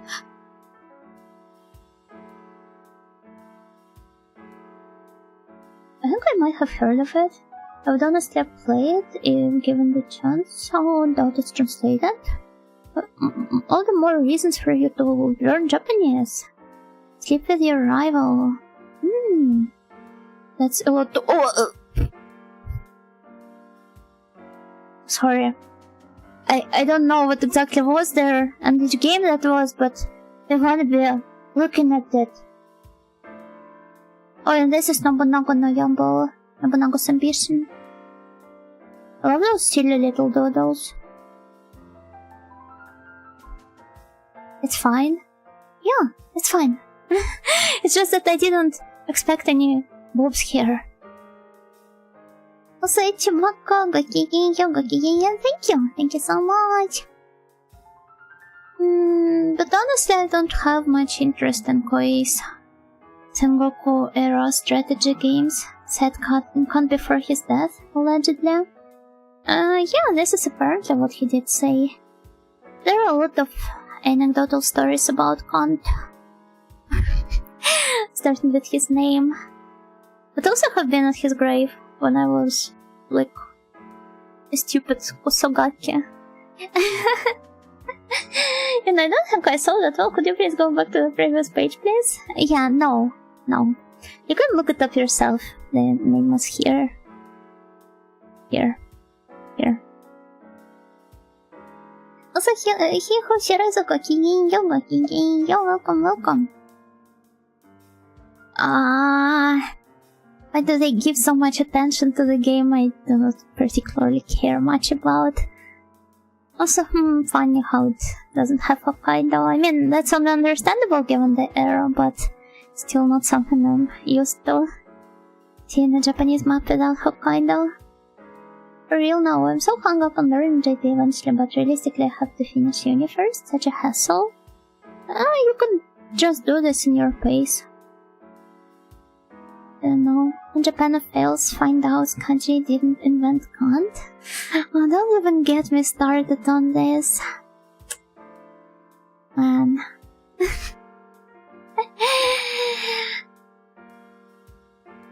Oh? Wait, what's that? Can sign up or something? Oh, there are those little doodles. Ambition. Oh my gosh, what's that? Oh, it's the exact thing they want you to sign up for. Waltzer no Monsho, the crest of Waltzer. Do you guys know anything about it? Looks very berserk coded. I mean, looks like gods, doesn't he?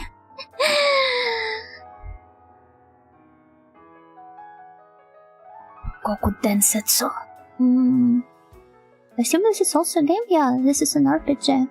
But it has some tie-in story here, which I obviously won't bother translating. I just pray that it doesn't have any boobs further on here as I keep on scrolling. Wow, this goes so hard though.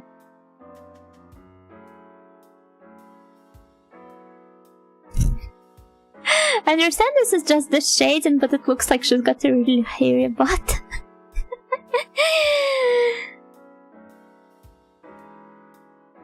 Oh, this architecture, man, it's so metal, I love it. Let me do a close-up here. Oh boy. Would live here, honestly. Wouldn't you guys? Would you live here with your audio? That's exactly what that picture was. No! It was just the shading. It was not her hair. There's no way an anime girl would have... Well, not in a safe for work. Safe for work drawings. Oh boy. Too bad I'm not reading all of this, but... This is really cool. In Barcelona? Oh! Yeah. It kinda does look like... Yeah, that's fair. That's fair. Yeah, I wouldn't want to live in Barcelona either. Like, given the climate. I don't know. I just wouldn't survive there.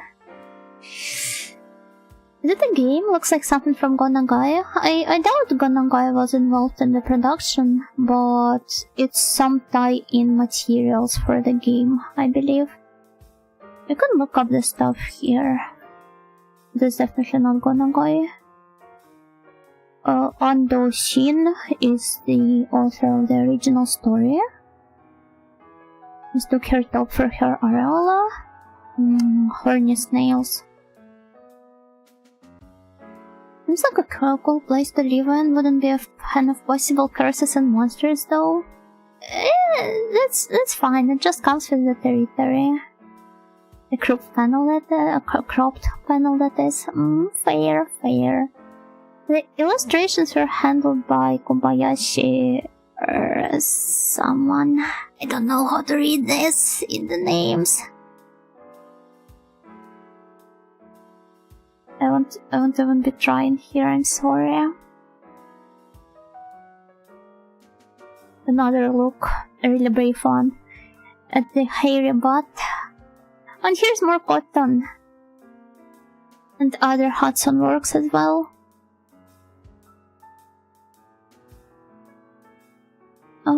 And it starts off with Dungeon Explorer 2, which is an RPG, but not a dungeon crawler. However surprising this is. Here are the different characters you can, I guess, hire into our party and use. Or just recruit this in some other way. So there's a fighter, there's a thief, a wizard, a priest, a dwarf. I love how dwarf is just a separate class. Elf, which is also a separate class. Bard and hunter. Or maybe it's the other way around. Maybe all of those are not their professions, but their races instead. Those few pages stylistically did remind me of Bastard as well. Maybe there is some stuff overlap? No, I don't know. Obviously.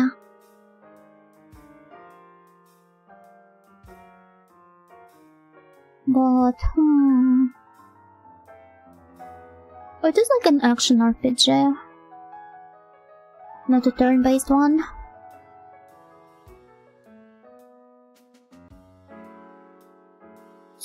Oh, and there's some mini-game as well. Let's just pray it isn't mahjong-based.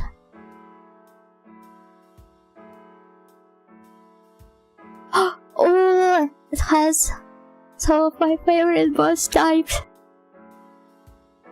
The ones divided into two. Now it only needs to have a segmented serpent as well.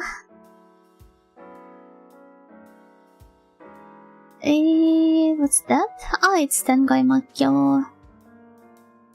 Another one I should eventually get around to playing sometime in the future.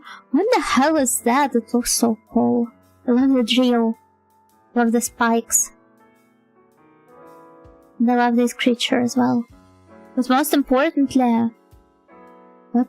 What is this machine?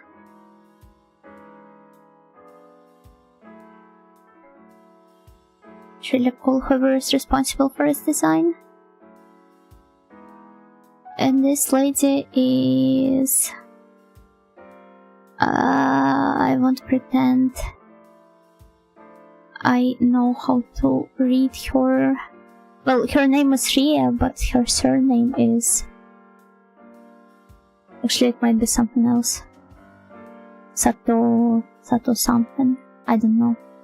I don't care. I don't know Japanese. I have been lying to you all this entire time. This game I've been meaning to play it, it's on my backlog. I believe some of Tengai Makyo's installments have received the translations in recent years, right? I should get around to playing it as well. I really love those, like, aggressively Japanese games. Kind of like the one we're playing through right now. Which I will hopefully be returning to this week. K Offline Squadron. And wow! Wait, oh my gosh. Winds of Thunder. And I really love this shop power-up screen. Yeah, it's the shop. I love how the shop looks like. It goes pretty hard, to be honest. But also because of how beautiful the shopkeeper is. Dinah's funny, hello, happy anniversary. You know, my supervisor is watching me type this out, so I got to go now. Have fun today. Good luck with your work, and thank you for dropping by. Thank you. Hello, Capitan Carlson Chilo. Welcome. Candy, I want candy? Yeah, me too. Who doesn't? If you glance to your spreadsheet, you'll see the Goemon series on Super Famicom. That's aggressively Japanese. Yeah, Goemon as well. Gambare Goemon. And that is Salamander. Apparently, this is a Salamander. At least, this is what the game, not the game, but the magazine is telling me. Though, oh, those are very different types of bombs. Rather than the bosses. Man, it's a shmup. Have any of you, shmup snail enjoyers played it as well? My cousin Manolo wants candy too. How about you go and buy it for him then? Pretty wizard lady selling you stuff, pick? That's true. Not yet, shamefully. That's alright. Oh, but does that mean you have it on your backlog? Oh, hi Janko! Welcome Raiders! Gokinginyo, welcome! Wait, let me give you a shout out. And Ripper Rips, Gokinginyo, thank you for the follow! Janko, right, happy anniversary! Well, thank you, Janko! Oh, you were playing Planescape Tournament today, right? Did you have fun with the game? Oh, shout out Janko Trio. This is honestly such a long game, I feel like I would never be able to get around to playing it. Happy anniversary, thank you.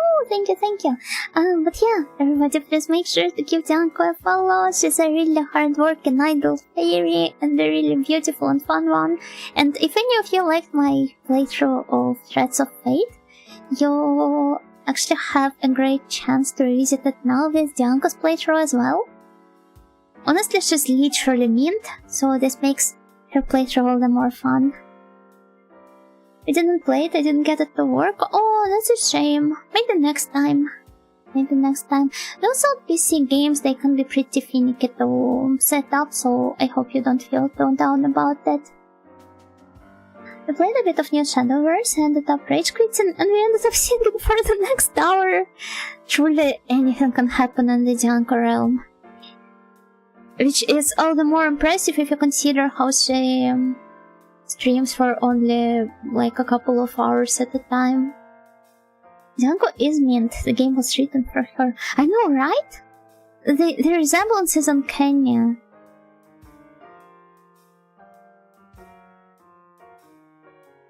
We're just going through some older gaming magazines. Oh, I love the robot design here. And this dude as well. This is Peak. Wow, congrats, Hina. Thank you, Stefan. Thank you so much.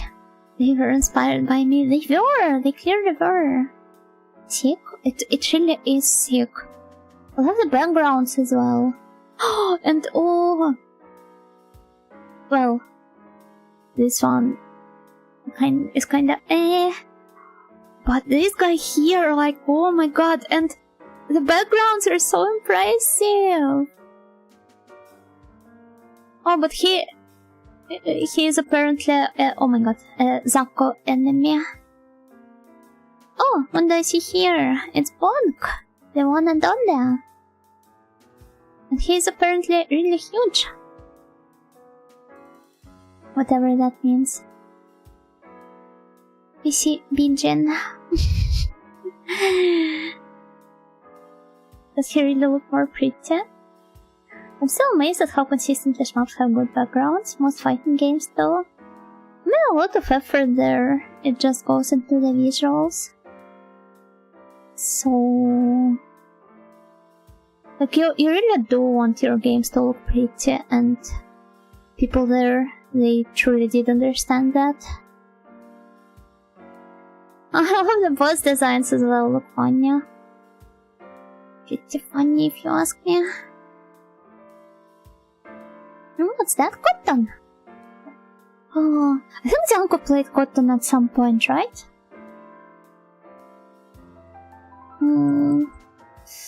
And I am yet to play it. I did? Oh, I hope you had fun with it. Oh, this boss looks so sick. Wait. This one here. Like, hey, it's some sort of an Egyptian statue. Yeah, that's a Sphinx. And this is a Medusa. Sorry. And there's also Dracula. Though I don't know what part of it is supposed to be Dracula. Rainbow Cotton was very fun, but very hard. Well, don't get too down over it, because, like, mobs sure are hard. It's just a given in the genre. But I really love the artworks, they're so nice. And the art style really screams 90s as well. So beautiful.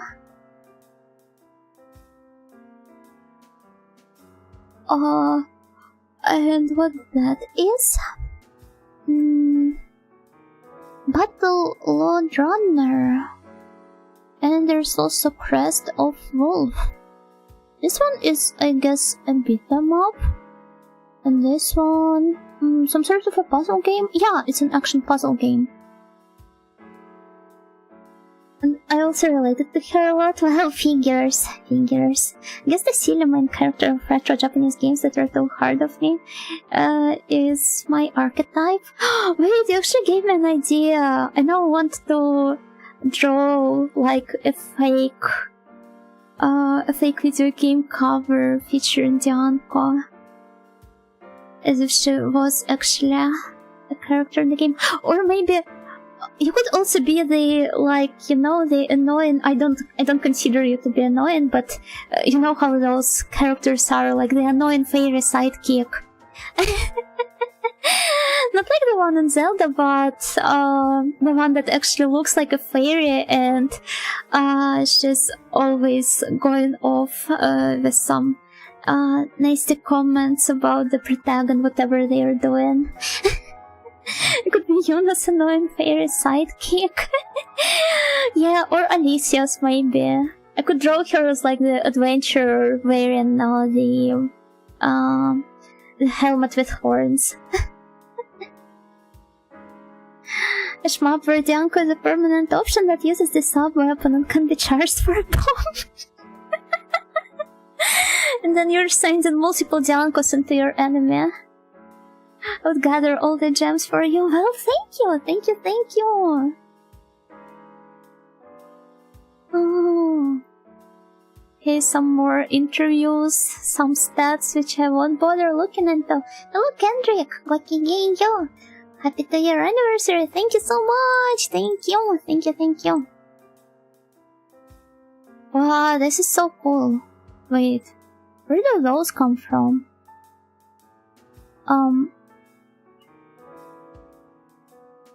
It doesn't provide the names though. Do you guys recognize it? I'm going to assume this is Choaniki just because it features some guy, a really buff guy. As a death smiles familiar. It's Gradius on the left. Oh, I wanna play Darius, so no wonder I didn't recognize another game ending with I-U-S. And here, the right looks like Choaniki. Yeah, that's what I thought about, but I'm not sure. Maybe there are more buff guy games.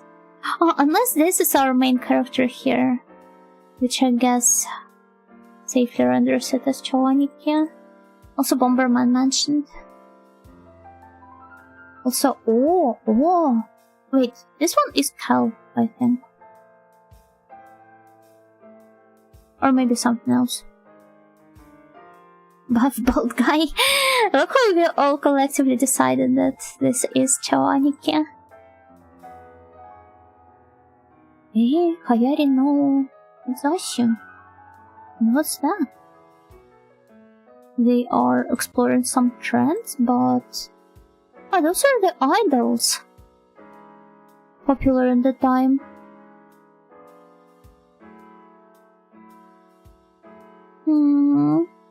They're so beautiful. You can clearly see how different was the styling for the girls there. Oh boy, she's really tiny, like what the heck. So small. I love her eyebrows as well.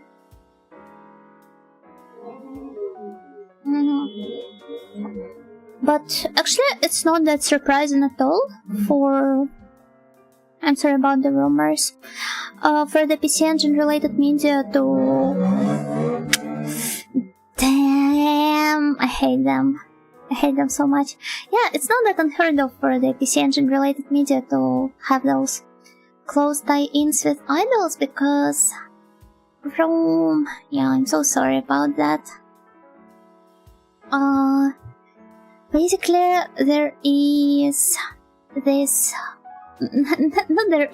there was this show dedicated to PC Engine and its games called Saint PC Gakuen, and it featured the idols from the group Claire attending this sort of video game school where they were taught about various games coming out, and they had the actual game devs as their quote-unquote teachers, but well, they were basically just shilling their own games, basically, and doing like some sorts of interviews.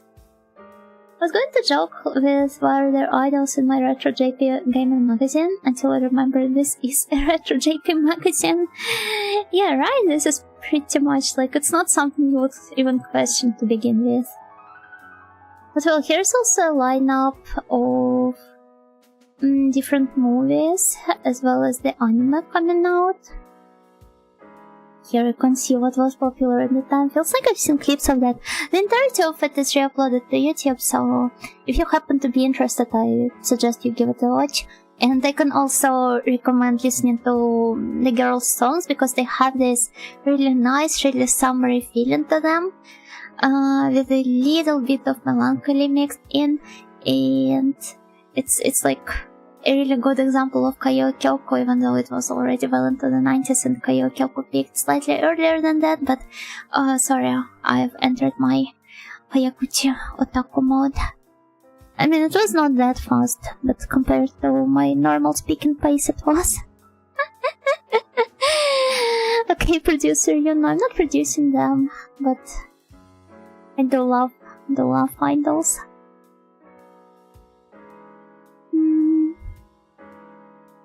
Oh, Momono Hunter Yoko. Cyber Formula. Koko wa Greenwood Wii. Kimi o suki de yokatta. This one I haven't even heard about. Oh, it's something that... it's based off a shoujo manga from Hanato Yume. Oh, Dragon Half! I remember seeing a post on Twitter. Haven't we used to call them tweets before? Yeah, I remember the tweet where a person was criticizing how the Dragon Halves, I'm pretty sure it was Dragon Half manga, how the art style there degraded over time, and he posts literal peak, like he doesn't understand anything. Ingoro Mabano Gakininyo, happy anniversary, thank you so much! I watched the Dragon Half OVA. It was very neat, but the engine is adorable. I think the most important part about Dragon Half is the art style there, because it just screams soul. The second you take a look at it, even this art style, it's not hard to replicate these days, but like a lot of people do. But well, most of the commercial projects, they wouldn't bother putting their money into something that looks like that, I guess. Coolest thing ever, this sucks actually. Yeah, I hate people like that. Why do they even post online? I suggest they stop immediately. So what's that? Ore no ai o sagase. And it's like, it's a Wally or whatever he's called in your respective country, because I know that in some countries he's called Waldo, and then in the others it's something else. But it's some sort of a like love compatibility guessing device. The fortune telling machine. And yeah, you input your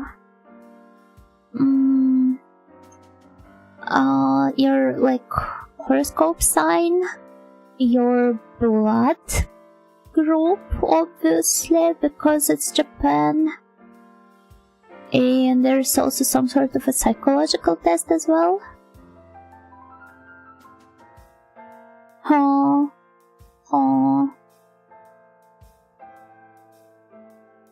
I don't know. Maybe you can still get it secondhand somewhere. There's also a board game dedicated to the Romance of the Three Kingdoms, but I have never been a fan anyway. Without the zoom, I legit thought it was some Power Rangers Super Sentai phone or something. Yeah, that's what I also originally thought. Which is why I decided to close up, and I didn't even know, by the way, that Waldo, that he had, like, a love interest, or maybe it's his sister, I don't know. She looks like his gender swap. Oh, hello, Jose! Thank you, Cute no Anniversary Edition, except that she looks exactly the same. Shmups and fighters have good backgrounds, JRPGs have good music, it's the way of the universe. That's true, but good JRPGs also have good backgrounds and character designs especially. For example, Mime. Except that as an actual RPG, Mime is kind of mean. Oh, now this is Choaniki. Well, following the trends of Japan, she could be both. It seems like you have some really weird perception of Japan. Perhaps you should have specified that you're talking about the Japanese pop culture specifically. Where's my love interest? Where's the large, busy crowd of similar-looking girls I need to find her in? Oh, another idea for an artwork. Where's Yuna? Or where's the Night and Snail? And this could be like a series of artworks with a bunch of details to them.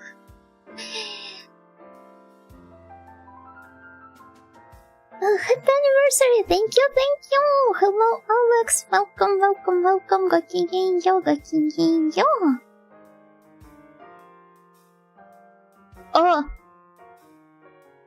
Of course, for gamers only! Well, are any of you guys gamers? I suggest the others leave immediately, cause this map is for the gamers only. Do you have your gamer t-shirt? Have you put it on already to show off your gamer cred? I didn't. I guess I also have to look away. I don't even have a gamer t-shirt to begin with. Well, I guess I do have several kaiju t-shirts. I wonder if those would pass. Maybe they prove my nerd cred and not the gamer one. Night and snails by day, night and gamers when skulls out. A techie t-shirt idea. But yeah, here are some of the... Akiba has changed so much over time. Damn. That's crazy. But yeah, here are some of the shops which you could visit back then. I'm not even sure if any of them are still there. They have all probably been replaced by something else. So we're essentially looking at a time capsule of something that don't really exist anymore. It would be fun to compare it to, maybe not even to the actual Google Maps, but for example the way Akiba Strip specifically captures Akiba, because it does have a lot of tie-ins of actual businesses of the time. To the point that there are like scans of their pamphlets. And I remember how when I was playing it with my friend, and here we were like laughing that we should give a call to some of the facilities introduced in the game. Because it straight up featured their like phone numbers and stuff. I hate the fact that my sister bought me a t-shirt that's genuinely nice that says gameplay in like the typical variety jacket font, and I hate myself more for genuinely associating it with sports and taking it to uni. I got made fun of by my friends so bad with that one. Perhaps you should resort to like wearing it at home if you do not want to be made fun of. I have a bunch of really like dasai, lame t-shirts that I would only wear at home. The ones with like the beer logos, for example. But at least Soft Map is still there, and Volks as well. Oh wait, it's something else. Raokuso? Nani sore? Mainichi ga Akihabara. God, I wish. Although I guess for some people it is. But wow. It's a more thorough exploration of what exactly the area has to offer compared to the previous magazine we were reading, right? The one we've been reading on my birthday.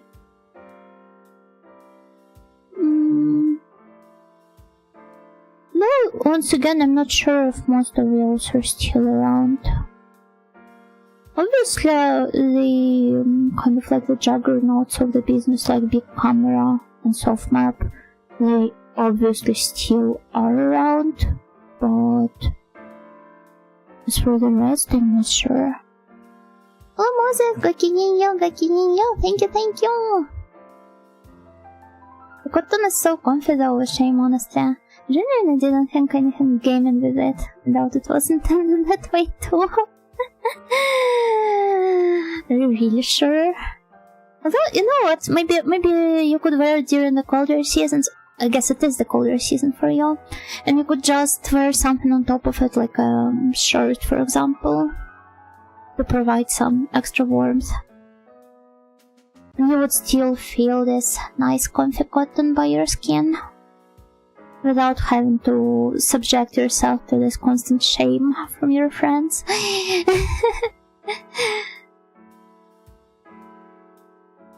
Umamusume. Except it's not, but... Huh? Wait, what? What's that? What am I looking at?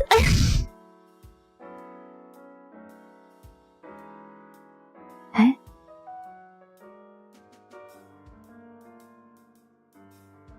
Eh? I won't even bother translating it.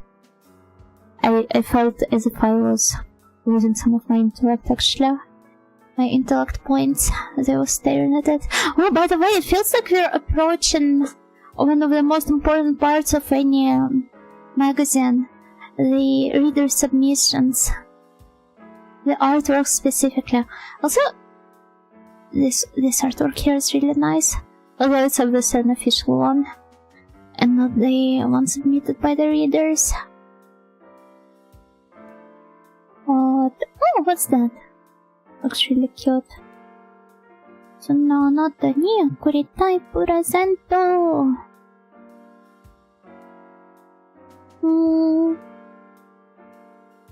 PC Engine girls. Oh wait, let's see which exact girls it features. This one is, I think, Frey, right? This is Nadia. This is the girl from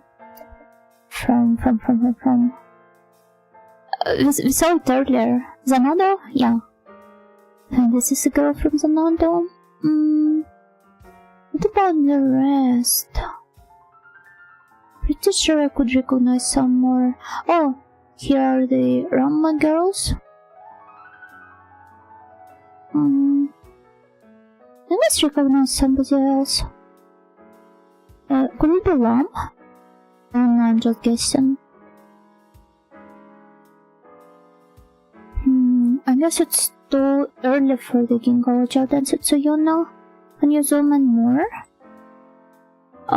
Like I think we have reached the threshold of the quality here. But there it is. This girl is, well, I'm going to assume it's a girl. She's Bank's girlfriend. Lilia from Is? Oh wait, you're right. Yeah, the Ranma girls and Nadia, of course, yeah. Shopkeeper girl from Fantasy Zone? Which one is it?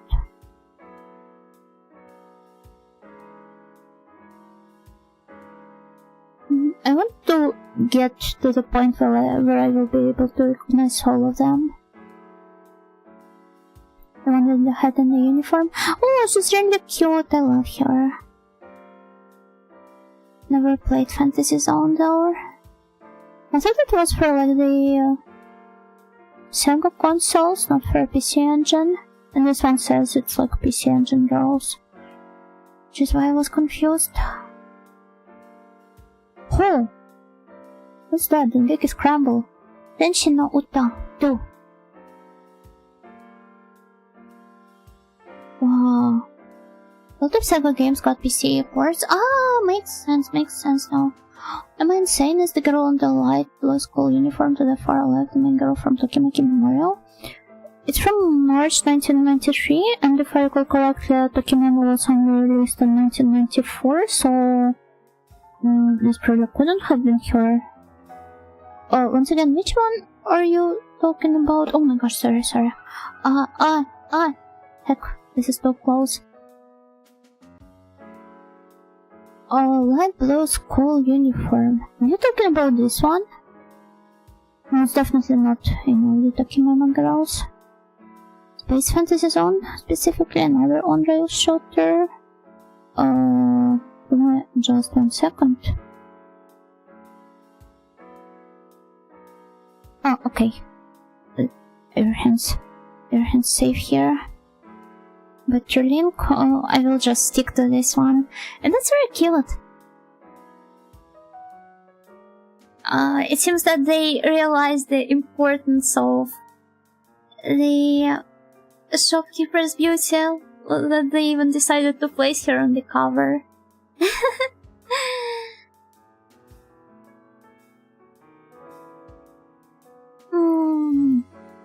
Okay then. But yeah, this one is Tenshi no Ta. It's an RPG. She works in the panels. Hence the W. Oh my god. That's a clever pun. But I really love the way this is painted. So pretty. Oh, and those character designs.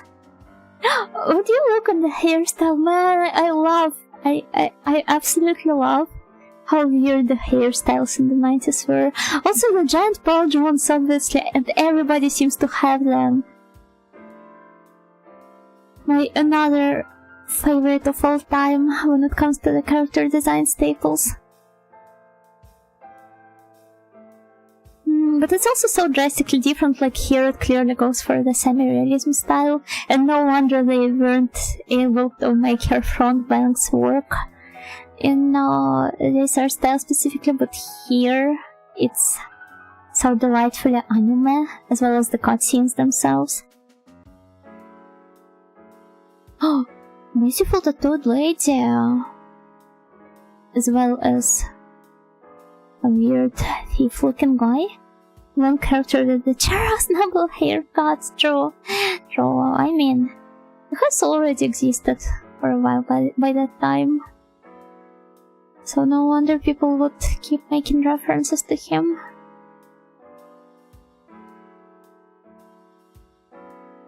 And this is all. This is Gunbuster. The Pony Ride Volume 2. Well, obviously, there have been a lot of anime tie-in games. The media mix idea has existed for a while.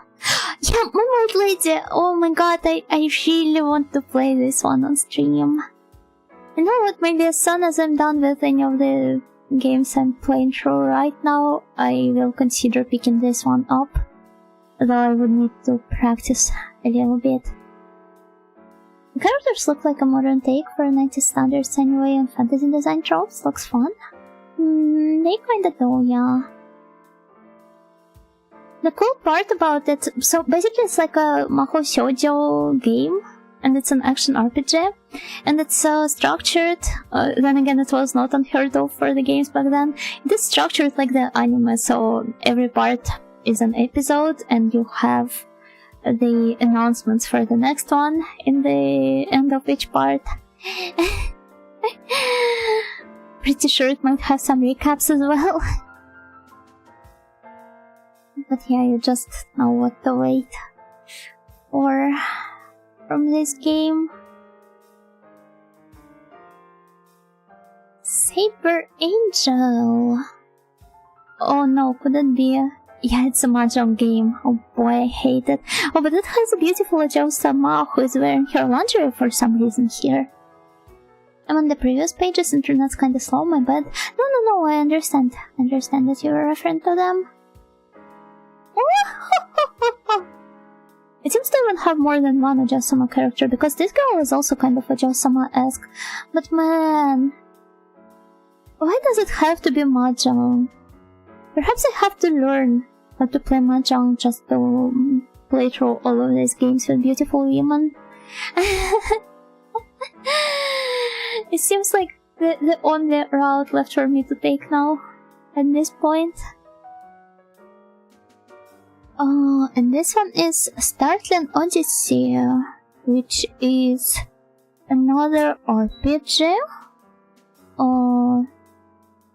And it, let's see. Seems to be a pretty straightforward one. I wonder what the context is for a mahjong game to show an audio and lingerie and garter belts. I can think of plenty of those. Well, the most obvious one would be that they're playing like they undress in mahjong. Oh boy, I really love how classic some of those games are when they add in some clearly sci-fi inspired designs and blend them in with some more fantasy ones. But maybe that's the point here, kind of, right? I wonder when giant shoulder pads are gonna be in style again. And manga and anime, I really look forward to that. Maybe I should be the change I want to see in the world. Maybe I should commission some RPG artworks with huge pauldrons. Strong silhouette game. Yeah, you're so right. You're so right about this. Sorry, I just... Damn. Selected all of the text. Somehow. But yeah, all of the silhouettes there are so readable. And their huge weapons certainly help with that. RPG model that has 80% shoulder pads. The way it should be, honestly. Also, this is an action game, not even an action RPG. At least the way it says here. Mecha and magic. So they're intentionally going for this blend. But oh, you can play this together with somebody.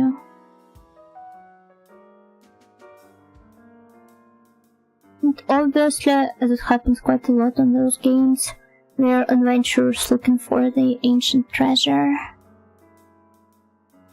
And once again, would you take a look at this background? The others are kind of like, well, just the floor tiles, but this one here, it provides so much interesting depth. I'm low-key obsessed.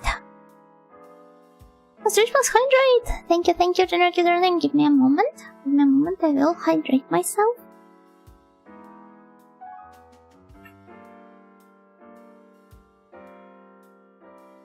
Giant shoulder pads and watercolor concept / promo art there was the best. It was not always the watercolors though, sometimes people used the Copic markers, for example. But yeah, I get what you're talking about, using the traditional medium specifically for the promo art. It was really precious in a way. Wizardry! Wizardry mentioned! Boring Beetle, does it really have an enemy called Boring Beetle? And what is Bleeb? Bleeb, that's me, literally me. He even looks like a Bleeb. Bushwhacker, Champ Samurai, are those the actual names? Wizardry fans in chat, is this true? I personally am torn between the Bleeb and Boring Beetle. And decide on just one. Oh, but oh boy! Oh man, I want to play Wizardry! I want to play all those video games! Why can't I stream more? I mean, I guess I could stream more, but then I will keep complaining about stuff and how I don't have time for anything. So, at the current pace is the most ideal for me, realistically speaking, but I can't squeeze all those games. If this is the Boring Beetle, I'm afraid of the Amazing Beetle. Probably some sort of scarab or something. But those are the PC Engine ports, specifically. I see. Well, makes sense. Because it's Nangeki PC Engine we're using after all. And what's that? Eiyu Sangokushi. Oh, another Romance of the Three Kingdoms story. Where I don't even know how to read the names of the characters. so we're going to skip through this one. Do you have any Three Kingdoms fan snails in the chat, by the way? Fiend Hunter! It's the one that we saw the promo for earlier in the magazine. Wait, let me remember the page 110. It was here, right? Next to the Zanada promo. Honestly, the poster is so metal, it goes so hard, and yet when you take a look at that, I wouldn't say any of those screenshots would have successfully lured me into playing the game compared to this absolutely sick poster. Well, you're not going to leave now. That final is not going to be passed by itself. Have a good rest of the stream, and again, happy 2nd anniversary. Thank you so much for your kind words, and thank you for dropping by, and good luck with your exam. See you some other time. Even though it literally says that the story and visuals here are so appealing, I don't quite see that it's in the screenshots. It's an action RPG with the side view, huh? I sometimes just wonder how they came up with, like, how they divide the games into genres. Because, like, action RPG, it's such a wide term that I wonder how do they differentiate it from the games that they just call the action games, for example. Oh, this one here is Zanado. I mean, it's Falcom, what else can you say here? Oh wait, it features both top view and side view. I guess depending on where you are. Like if you're, for example, walking through the overworld, it's the top view, and then the dungeons, maybe it's like the side view. Oh yeah, wait, no. So as you approach the boss, it switches into the side view mode. This is so clever.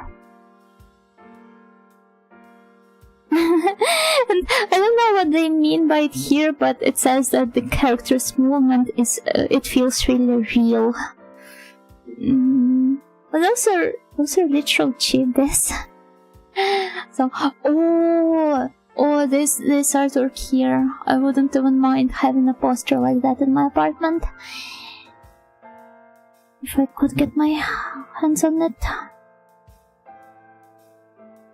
A Reishadeiko, which is like a train simulator, I assume. Yeah, so you're building the railways here.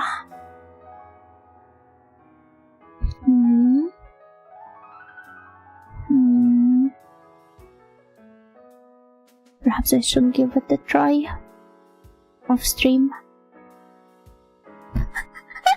Oh my god! They don't have anything like proper left in them.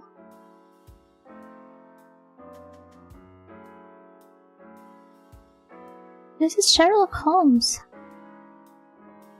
This is the Sherlock Holmes game. Sherlock Holmes Consulting Detective Volume 2, so there's Volume 1 as well. I wonder what does the gameplay consist of.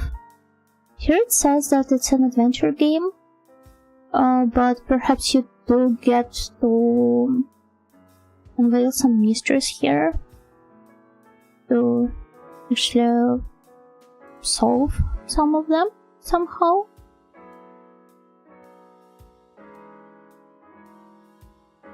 And this one is, Long Greaser, I believe it was mentioned earlier in the stream with some of you. Simulation game? I thought it was like a strategy game, no?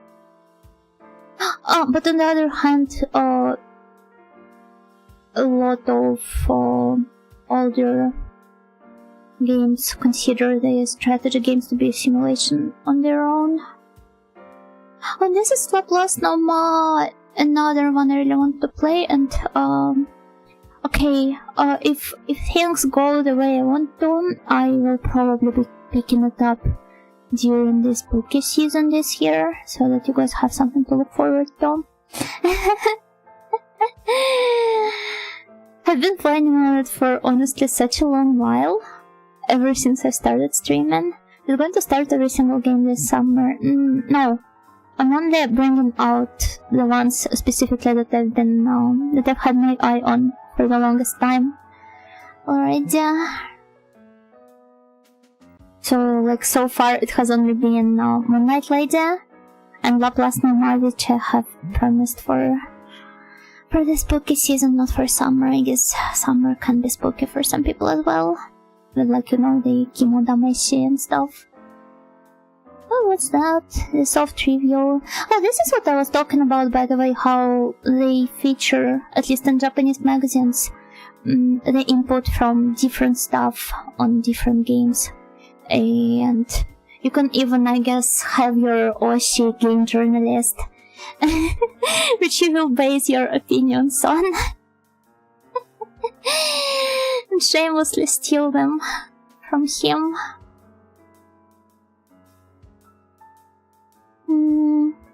But they also have really cool names, well, some of them do.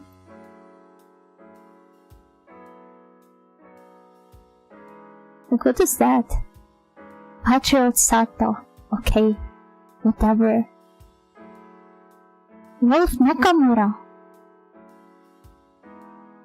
And Metaller Sasaki. This guy looks almost normal in comparison, but I wonder if there's some hidden pun.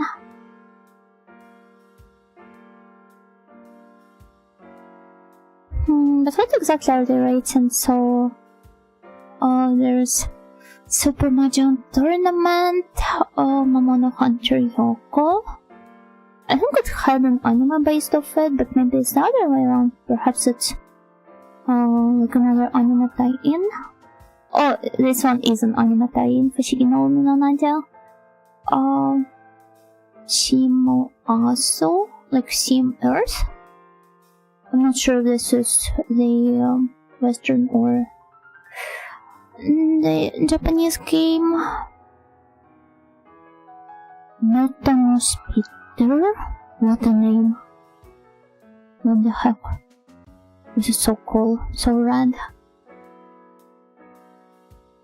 Battle Road Runner, and Cotton. I guess there's also another page of their ratings, 2 pages even. Crest of Wolf, Police Connection. Some of those games have been mentioned here before. Nobunaga's Ambition, Ginso Tairiko Aurelia. I don't think this one was mentioned here before. A very young champ. This one, it got me really interested. Like, it saw the, I almost said the taxi game, but now it's the racing game, which was featured earlier in the volume.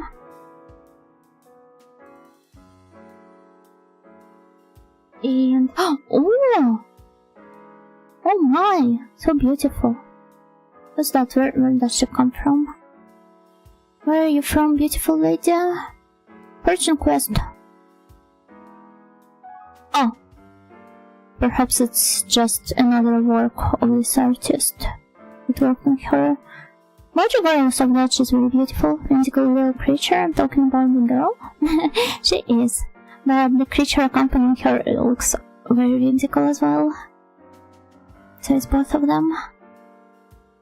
I'm really surprised at how we still haven't had any of the reader submissions. Okay, I guess this counts. But I need more of those. Even though those are pretty cool. MMO. Ah, it's the Monster Maker. Another game I should perhaps check out. I really got to take notes of the games I'm bringing up here all the games that pique my interest. Want to know where the cat is from? You mean this one? Or which cat in particular? I'm not even sure if this is a cat, because it's got a horn, right? So it's like, I don't know, some sort of a god, perhaps? Also look, the anime adaptation of Is. Have you guys watched that? I for one didn't. The white one. I'm pretty sure it's the original work, although...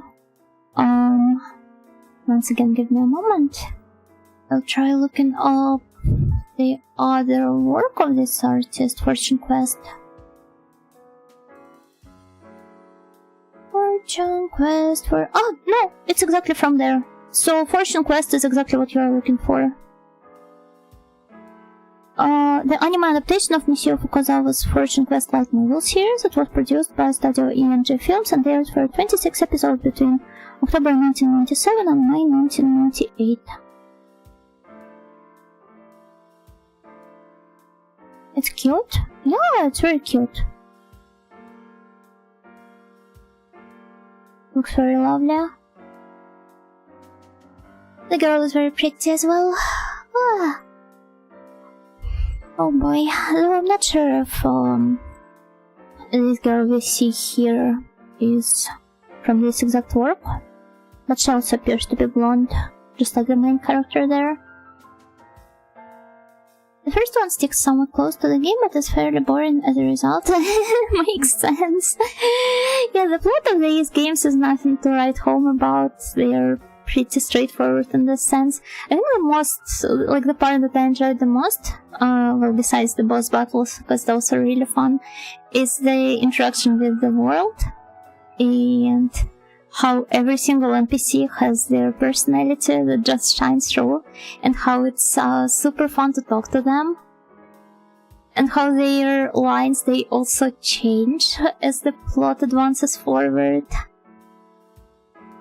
They really have put a lot of attention into kind of like grounding the game in reality through the NPC dialogues, and I bet it felt really fresh for its time. I know that it's not like this in the PC 88, which it was originally released from, not from, but for, but pretty sure that later on they started kind of like making it the main aspect of both Is and their other games as well.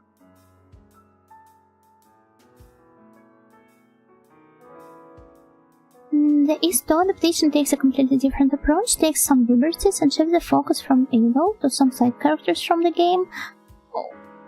Honestly, yeah, I'm all for it, because I feel like there just wasn't really that much interaction with the not like the complete NPCs from the towns, but with the side characters, because how the heck am I supposed to believe that Adele and Doggy are friends when, I mean, they have barely interacted with each other? Though I understand that this is because the means for their interaction are fairly limited, particularly because of the like platform limitations as well. It works out well and is a memorable and cool experience. The highlight of the first one was a scene in the first episode where Adol was running through a field cutting down monsters left and right. Well done, PJM plays. But he can't cut them left and right. Every Is fan knows that Adol can only strike in front of them. Like, he's supposed to bump into the enemies. It's not an Is adaptation. How dare you call it faithful to the original if Adol was not bumping into the enemies? The Is adaptation also depicts Adol picking up magic in the game, with him turning into more of a sorcerer and having to run into the somewhat corrupting magic, which is also original but cool. I would have appreciated more of furry monster Adol. Though talking to other monsters. This was such a delight when I found out there was an entire world of creatures that were previously my enemies that I could also talk to.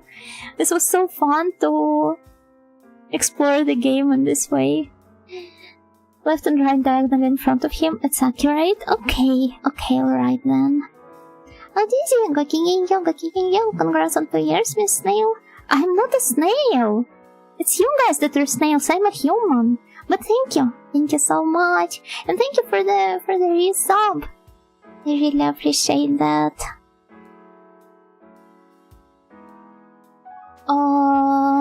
What's that? Gura 2? So, graduates, I guess? Go, amusement quest.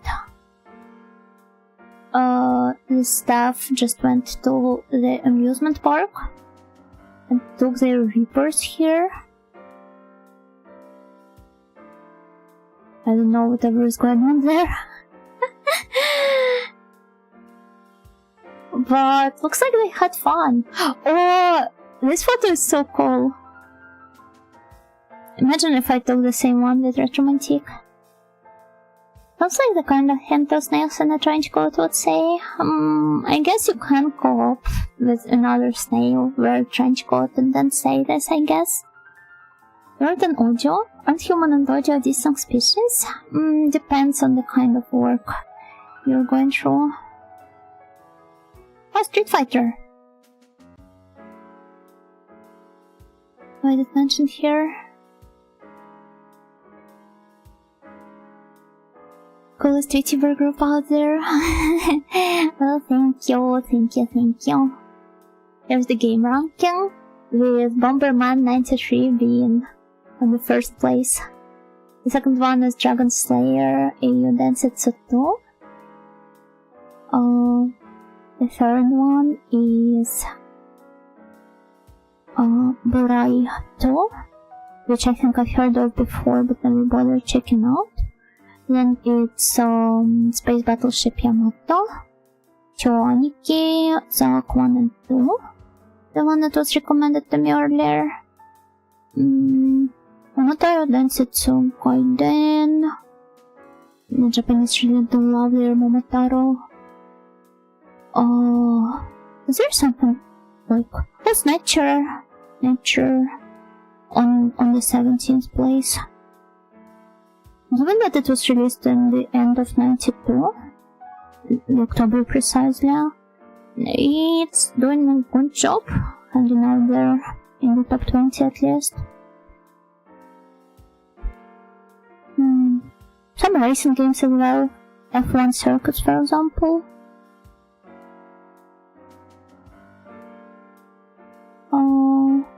And those are the kind of like the expectations rating, so the unreleased yet games that people are looking forward to. And Monster Maker, the one with the adorable designs, it was the first one there, with the second being Tengai Makyo, or something Kabuki Den, and the third one being the Sotsugyo Graduation.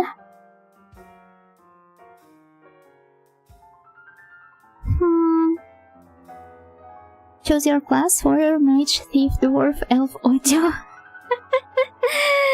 Well, I mean, Seventh Dragon has got princess as a separate class, so everything is possible.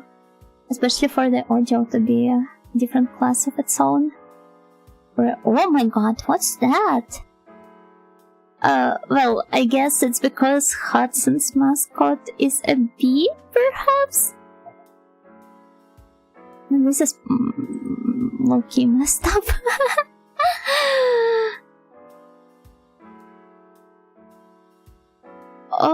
What really sucked is how they didn't have a separate page dedicated to the viewer submissions of the artworks, but I guess we only received like a small crumb of it here. Specifically, wait, where was it? I saw it right there. Oh, here it is, yeah. But that's about it. I prefer it more when when they feature a bunch of different artworks. Sorry, it's kind of hard to navigate.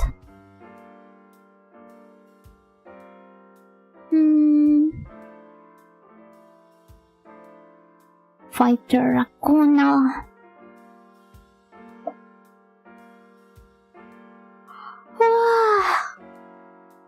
Okay, I think I'm going to take a short break now that we're done with this magazine, and we're going to move on to some other one, perhaps something in English to humor you guys, so that you so that you can also rely on whatever you see on the screen and not just on my translation, which can be pretty crappy sometimes. Rest well, thank you. I will be back soon, and enjoy the mod in the meantime.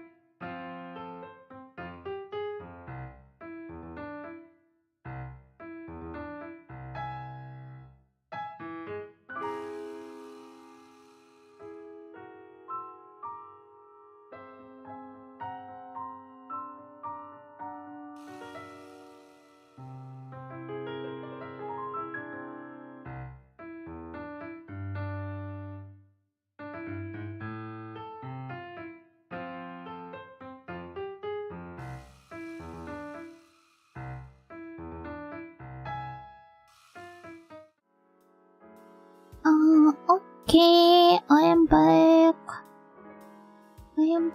Hope you enjoyed the bot.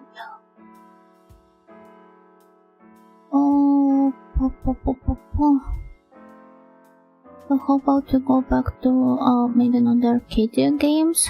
Although I do really love the covers, but I did promise you guys like some Western magazine. So do you happen to have any preferences? Maybe? Welcome back. Thank you.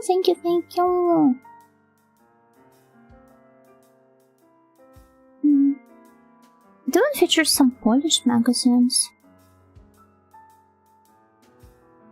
as well as the French ones, and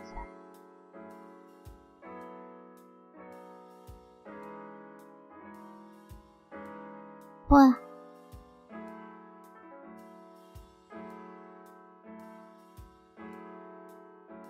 Don't know a single thing about those.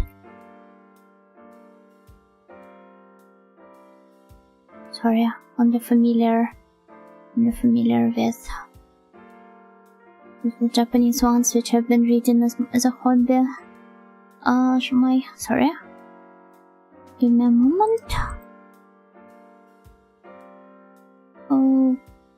Oh, yeah, we're back here during my free time.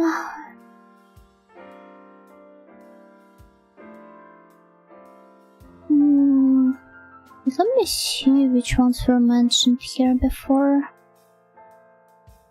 The YouTube chat specifically, because there was like...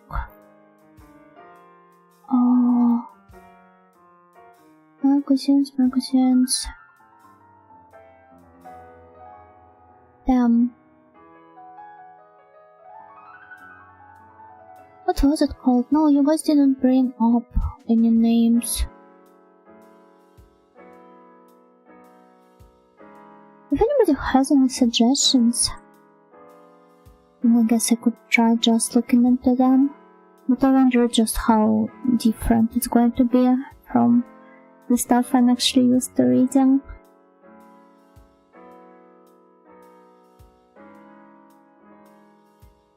Wow, it really seems to have a lot of Polish ones.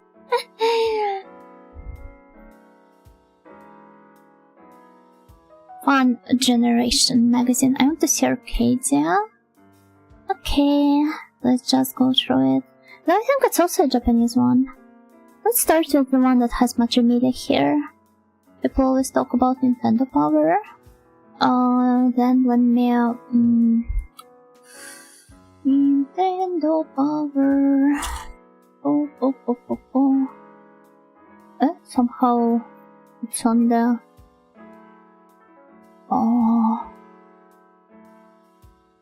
Okay, I guess I would have to just somehow type it in later, but I will keep that in mind. Okay, obviously we're going to start with the multimedia one, because it features some Akuryo-dai-san. Only remember Nintendo magazines? Nothing bad about it. Oh, also Metal Slug. Despite not really being a fan of the themes, I really adore how beautiful the sprite work on Metal Slug is. It truly is outstanding. Let's just quickly go through this volume of Arcadia. So it features Guilty Gear XX20, whatever you read this, however you read this. Then the introduction of some amusement expo, which is like, remember how one of my well, they were not exactly my friend, one of my acquaintances, which I don't really talk to anymore, only at some point made fun of the fighting game tournaments, because like the MOBA game tournaments, they have evolved to look like actual sports events and stuff, but The fighting game tournaments, on the contrary, still look like a bunch of nerds in a basement. But they don't seem to realize that this is the soul.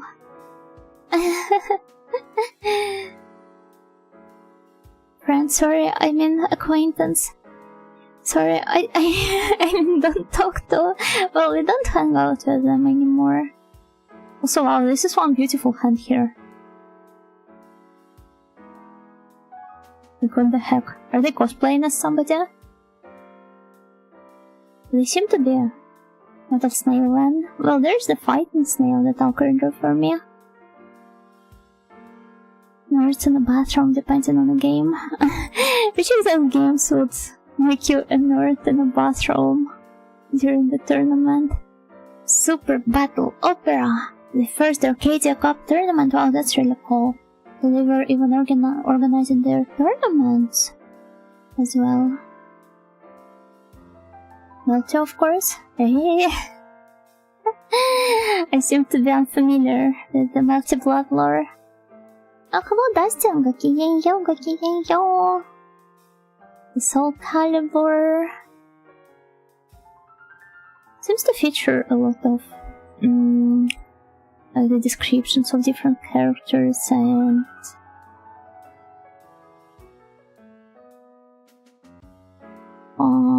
different stats as well. I guess it's a good place to scroll through if you want to get all technical about your favorites.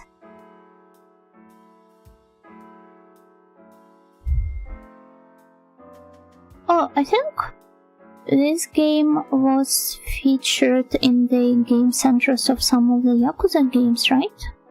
Or was it another Virtua Fighter game? I do somehow happen to remember something similar. But I think the one that was featured in the Yakuza games that had a goth lolly character, right? May the fighting snail watch over and protect us with superior firepower.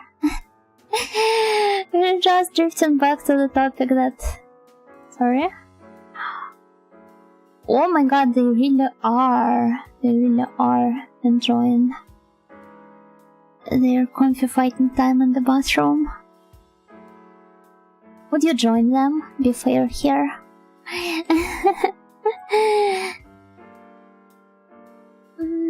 But yeah, this just brings us back to the topic of me crying over the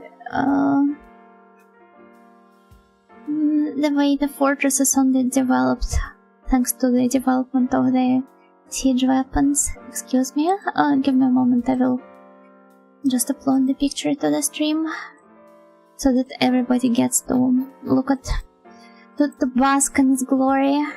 Are these magazines? No, they're not. We're going through the retro magazines. This seems to be my specialty as a streamer. Gamers actual. Honestly, you're not wrong. But it's kind of weird, like judging by their positioning here, the guy on the left, he's clearly still staring at the laptop of the guy on the right. What is even the point of having a second monitor there? Multi-blood fans, care to explain? The heck? No, it's quite soulful. But also I question the layout of their bathroom quite a lot. Like, is there supposed to be an actual bath right next to the toilet there? Wouldn't it make more sense for the sink to be next to it rather than the toilet itself? Just noticed the GameCube controller playing a fighting game that is unhinged. Well, maybe that person is unhinged. They're playing multi-blood after all. Something has to be wrong with the person to play it on some integral level. And I'm saying it with all due respect. It was probably a hotel. Oh! Maybe, so they perhaps attended some convention. Also called Larry. Gokinginyo, welcome. Pictures that surprisingly aren't AI generated. AI could never.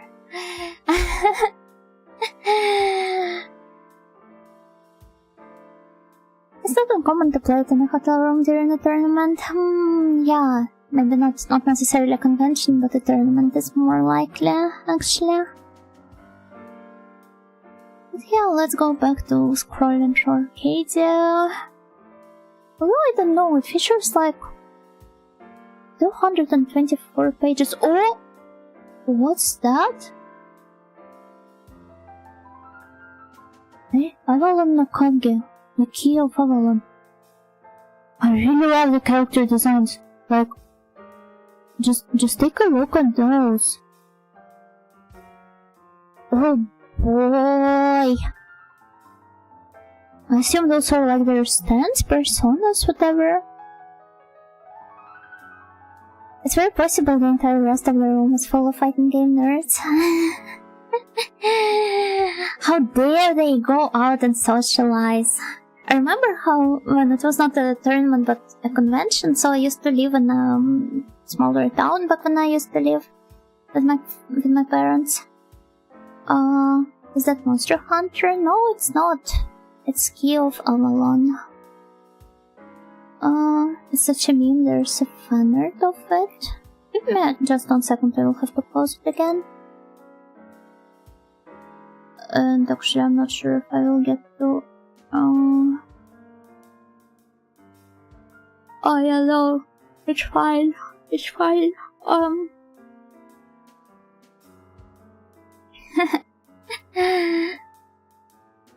Hope they have fun. Also, wait, doesn't the opening of Carnival Phantasma feature both of them playing against each other? Now that I remember it.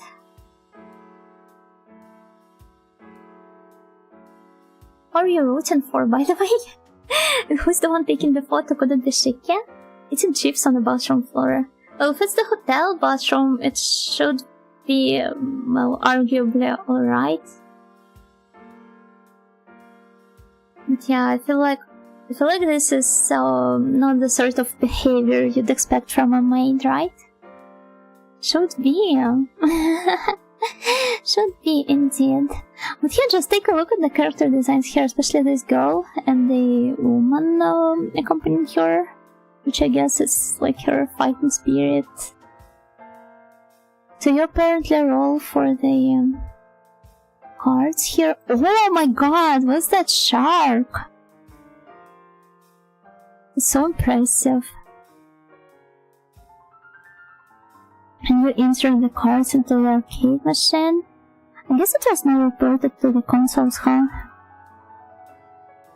There's such a huge world of the arcade-only games out there, which are on top of that impossible to be played without like all the cards then the machine stamps out.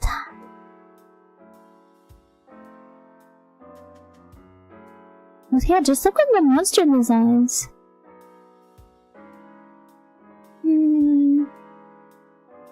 It is the coolest looking thing ever. It's an arcade card game. Dang. My exact thoughts when I look at Aikatsu. Oh, Matrimilia mentioned. Akoryo-tai-san.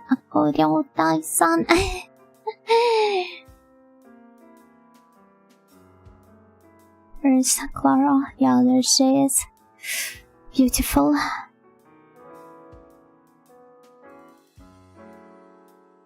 Time Crisis 3? Oh, what's that? Doesn't it have some console installments as well? I'm not sure, maybe I'm mistaken it for something else. Outrunners, Arcade Perfect Home release, never. What's Outrunners? These creatures would be the coolest shit back in the day, still are. Yeah, they still are. They seem sleepy. Well, I always am. It's easier to think of a time when I wasn't sleepy. credits were always fun at arcades, so they were even ported overseas. The console version with no light gun feels impossible. Yeah, light guns are another huge. Oh, what's that? What's that? Just look at this. It's Fumiko Odette Weinstein. They really went all out with the name in here, but they do her design. And it's a shmup. So it could probably be playable on Mame or something. What do you guys read? They read it like M-A-M-E or Mame or something else. Hello, Raiders! Welcome, Gokikinja, welcome, Ronya! Give me a moment, I will give you a shout out. You're here playing the core, right? I hope you had fun with the game. Mame like bean? Yeah, I also read it. Like, Mame the bean. Everybody please follow Ronya, she is the cutest Finnish troll. And she plays a lot of retro as well as the horror games. And she's really adorable. She also listens to a lot of metal and a bunch of other adjacent genres of music. And sometimes does really cool, really powerful, high energy karaoke streams. And yeah, if you raiders are not familiar with me, which I guess you are, my name is Yona Nightingale and I'm an Ajosa Mind Training with a really strong passion towards retro games. And currently I'm celebrating my 2nd anniversary. I've been streaming for 2 whole years, which is insane.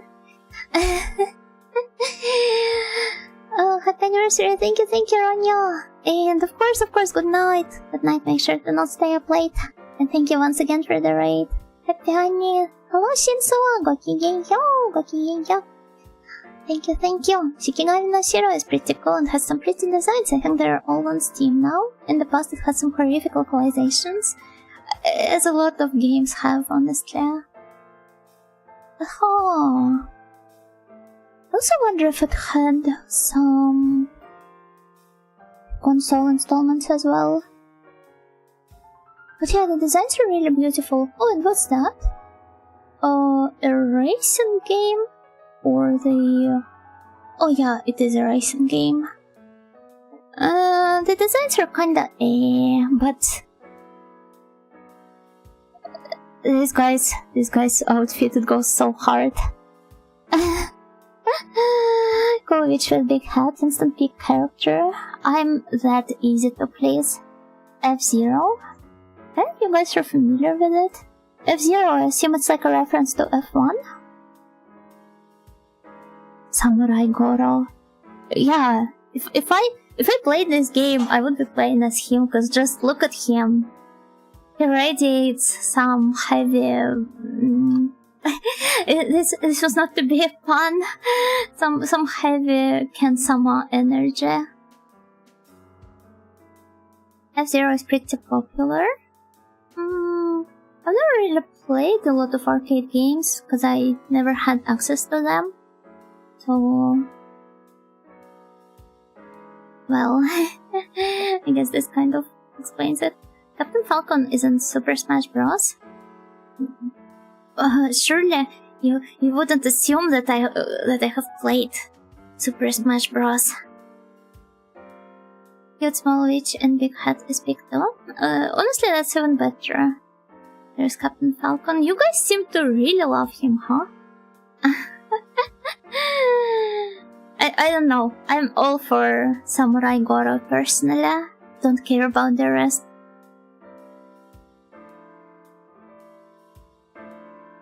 This is the one the arcade entry is like a sister game to F-Zero JX on the GameCube. In which exact way is it a sister game? It says Falcon Punch. I'm still not sold on him, sorry. Another racing game. Crazy Taxi. I feel like it's another really popular series, right? I think the concept arts are really cool looking. Maybe you could transfer some data to your memory card? From the arcade one? That's insane. is famous for the Falcom kick voice line. Also Falcom kick punch. You guys can't seem to agree with each other. Why does it feature a bunch of naked buff dudes? As well as some rabbits. I remember I used to really love the Duracell batteries mascot rabbits. Which is why I used to think those were the best batteries. Cause I really enjoyed watching their ads on the TV when I was a kid. Love that era in gaming so much. I don't really remember much of it for the obvious reasons. I guess there's nothing for me to be nostalgic about. What was your favorite arcade game? Suddenly now the chat is all invested when they see the games they actually have played. There is so worse the competition in marketing for sure. Can't even name any other brands of the time. I mean the rabbits, they were just so iconic. I still remember some of the ads. Maybe, yeah, I guess I know what I will be rewatching before going to bed tonight. Crazy Taxi, looks fun. Honestly, it looks like there are so many really fun racing games out there. Everybody seems to really love Twisted Metal, right? I don't know what exactly is so fun, but I see a lot of people play it all the time.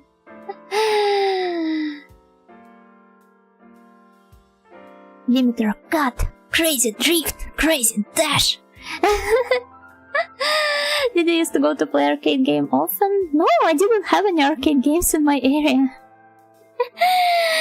Not all countries are as blessed, and not all of the towns are as blessed with the offline arcades as the other ones. Carmageddon? Not sure if I have played it or heard of it. And then the Big City. What is the Big City? Never got to visit one until I was much older. Oh, actually, yeah. This reminds me that I never finished telling you guys the story of how... I used to live in a smaller town when I was living with my parents. And I remember how all of my friends went... All of my online friends. I didn't have any IRL. How all of them went to a bigger one, to a convention. And it was fairly close. I could get there in 2 hours maybe on a train. But obviously with me being in, I believe, middle school back then, my mom didn't let me. So I just spent the entire evening playing through the runs games on PC 98. While my friends were spamming the photos of them hanging out in the convention. And I was like, I'm not salty, I'm not jealous. It's okay, I have my runs games with me. I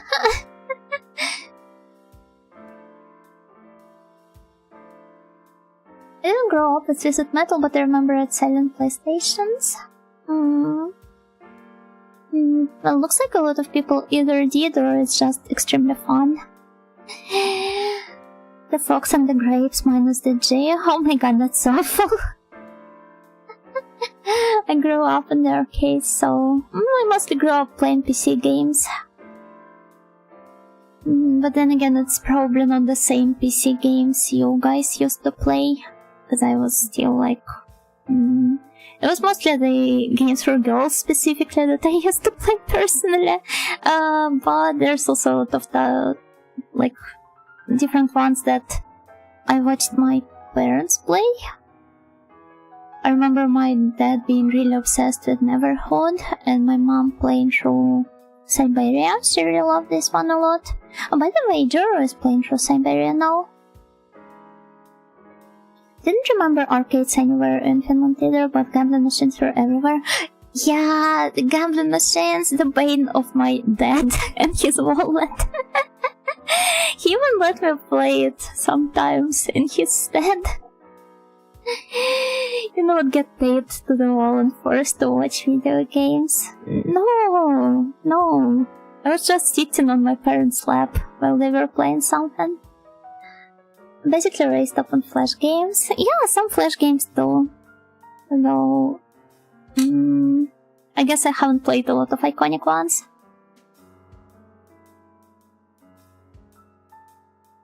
I would have made fun of you for playing Barbie horse games, but here I am playing Uma Musume now. How the tables turn. The Barbie horse game, I used to actually be scared of it because like most of it takes place in a forest, because you're like traveling through the countryside with your horse. But even the like the parts of it that are set in some villages, those places are so empty. You will only meet like one NPC max. The entire game is like super empty. I guess it has something with the, I don't know, maybe the production values or the technical limitations of the time. But I don't know. Yeah, leave no space. I don't know. I should play through the Barbie games. I should make you guys watch me suffer through my childhood fears. Your parents are gamers too? Well, it's more like they used to be. I do not think they play anything these days, but they clearly did when I was younger, and this is how I picked up a lot of kind of like my aesthetic sensibilities at the time. Like Siberia, I know that it received a lot of criticisms for its gameplay and for the plot parts as well, but visually it's so stunning, right? I mean, in the 2000s I didn't have much time to play those games. I played them much later, and some during the pandemic. Far from nostalgia, they're just good. Oh, that's also completely fair. I mean, you can still feel nostalgic for the things that happened even like 5 years ago. Arcadia news clip, and it features some compile games. I'm not sure which exact one that is. I don't recognize most of them, for the obvious reason. Is there something you guys happen to be interested in? Oh, but I love the background here. The snowy locations are so underappreciated. Oh, this is Virtual Fighter 4. This one is Guilty Gear. This is Puyo Puyo. Cozy, yeah, extremely so. It also almost looks like a 2D game, but if I recall correctly, the Virtual Fighter are 3D, right?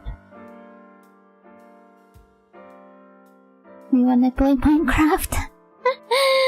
I never played Minecraft, I never got the appeal. I guess it's more fun when you play it with friends, but then again, I don't like playing games with my friends. Oh, no, oh, but this is actually really cool. Oh, look at this Inno cosplay. I didn't mean to skip so many pages at once, but here we are. Yeah, so much soul in the end. Is this Meito from Ginga Tetsudo? And here, look, oh my god, they invited the kids to cosplay as Chopper. Did you play Terraria? Oh, just a little bit. As I said before, I think most of those like base development games, they're best enjoyed with your friends, and I'm very hesitant when it comes to playing games with my friends to begin with. Also, there's like an end of Gospa based development games, no base. What are those? The Kamen Riders? Yeah, Kamen Rider. Of course. This is Sakubi-chan. Ryu Hosei. Is this? Oh yeah, this is Gundam. Based on what? I don't know. What sorts of biomes are there? probably on one of those. But yeah, let's return to where we were.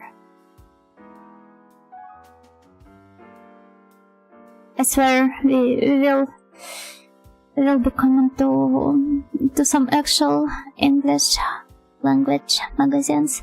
Wow, just look at this guy.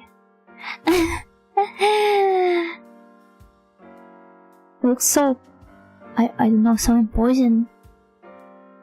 Like based on island? Why exactly? Elaborate. This guy blocks your path. I asked him to develop games for me, I guess. Also, of course, some dead or alive, and as well as Star Ocean. Oh, pop and music. That's cool. I think I actually saw the pop and music arcade in one of the arcades around where I used to live. But I don't know. No, he doesn't look like him. You have a limited area to work with, so you can make everything snug and cozy, and you can actually be done instead of expanding aimlessly forever.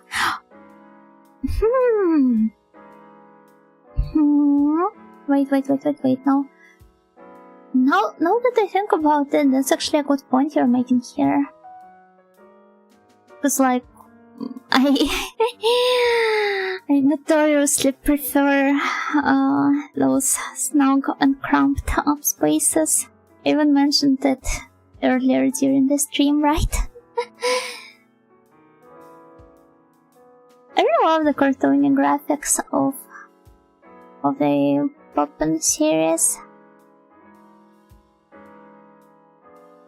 But of course I have never played those myself. I bet this guy has a lot of female fans. He looks exactly like the type of an ikemen girls would drool about. Which a vibe, yeah. Also, he looks like Kozuha from Jisanji.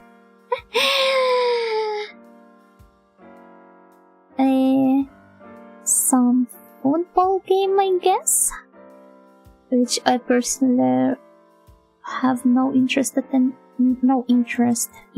at all. And this is, oh, what's that? Oh, Katsui. I think this one has a Dreamcast port, right? I remember I did try playing it before. Pretty sure it is also considered to be either one of the harder or one of the easiest games. I don't remember on which exact end of the difficulty spectrum it is. This game is legendary? What for? Not easiest, no. What exactly is it famous for then? Because I think like, you know how there is... Oh, it's so cool. Like the stage layouts. But yeah, there's this like a website that ranks the shmups based on how easy it is to once you see them. And I'm pretty sure that Katsui was somewhere there in the beginning of the list. Because I can't think of another reason I would have picked this one up. Have you ever played a Toho game? Of course, who haven't? Like, show me a person that haven't been touched by Toho, that haven't played it at least once in their game. In their life, I'm sorry. Oh, I love this latest design. Wait, how do you read this? Dogenkyo, Road of the Sword. It touched me right in the game. Right in your kokoro. But yeah, this girl's really pretty. It's a cave game and it's pretty tough. A lot of depth to the scoring. Oh! Well, cave shmups are really notorious for Well, they're really notorious in general. Oh, hello, Susie! Hello, Gokiginyo! Thank you so much for the raid. Wait, I will give you a shoutout. Oh, here is this magazine. It's 2003. Happy second Tanya, thank you so much! Everybody please give Ceci a follow. She's a really adorable Cyclops girl who's playing a lot of retro games as well. And she also draws the most adorable doodles. I'm a huge fan of everything she draws. And yeah, thank you so much. What were you doing? What were you doing on your stream? I hope you had fun. I love women, right? Me too. I love women a great lot. And yeah, I guess I have to introduce myself as the polite Ajo-sama I am. Yeah, I am Yuna Nightingale, and Ajo-sama in training. Who really loves retro games, as you might have noticed, or maybe not. I'm currently celebrating my 2nd anniversary, and we're doing a cozy reading of the older gaming magazines. Right now we're going through Arcadia, a Japanese magazine dedicated specifically to arcade games. But later I plan on dipping into some English language one as well. I was watching the Wheeler debuts. Oh, right, they're debuts in their 2nd gen now. Happy anniversary, thank you, and thank you guys, thank you for following me, thank you Sayano Stank, thank you Chibikero, thank you Insacuti Noah, thank you so much! And of course, if you feel tired or if you need to go get some water, get some rest, then of course do not feel pressured to stay here. And thank you once again for this raid. What's that? A fighting game? An action game, apparently. Ah, a beat 'em up, I suppose, because they do normally tag the beat 'em ups as action games. There's some other characters that has.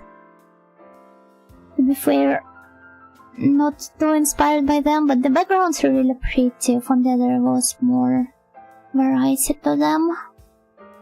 But then I just woke up at 3:30 AM. Oh my gosh. Quite early for you, huh?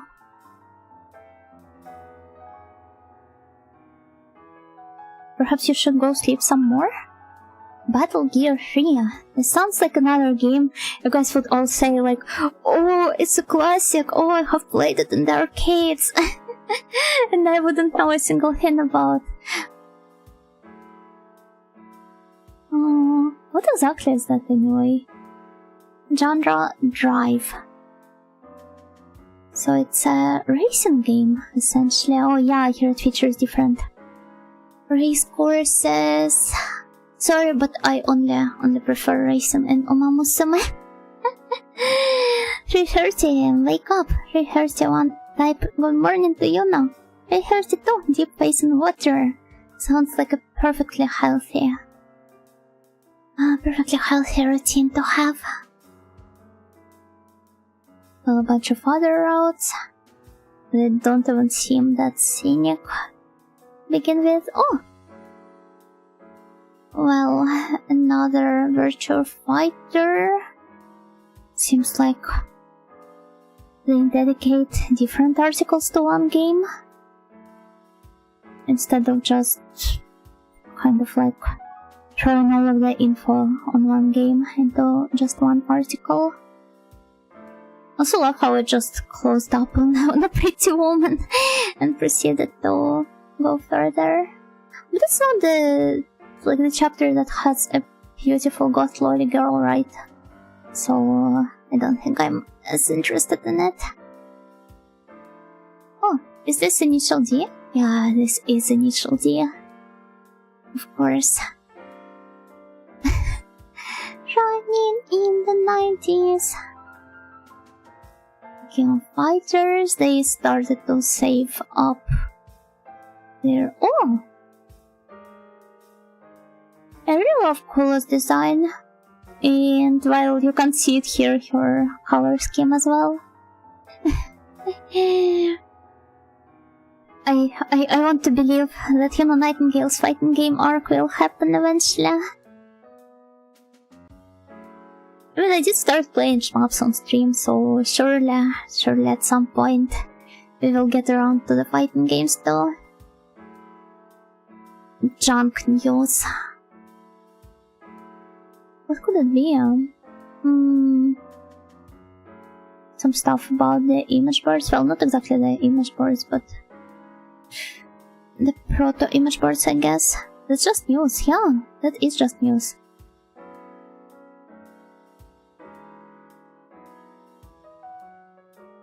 Wait, what's that?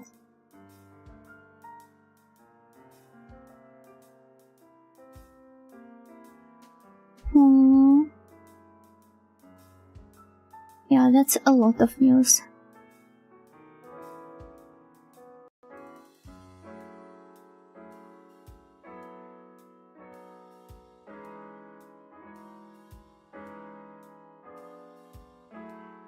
What happened right now?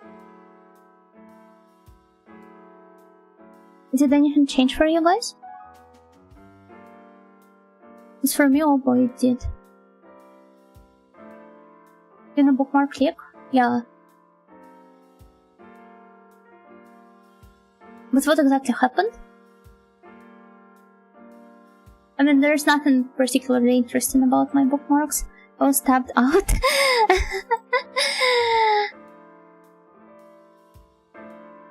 Like, I don't know why, but... well, whatever. But yeah, my bookmarks are just, scabs sorted out. But just white for a bit. That's strange. Okay, here are my bookmarks. I don't have anything to hide. So it's Megaton folder SMT stream confirmed.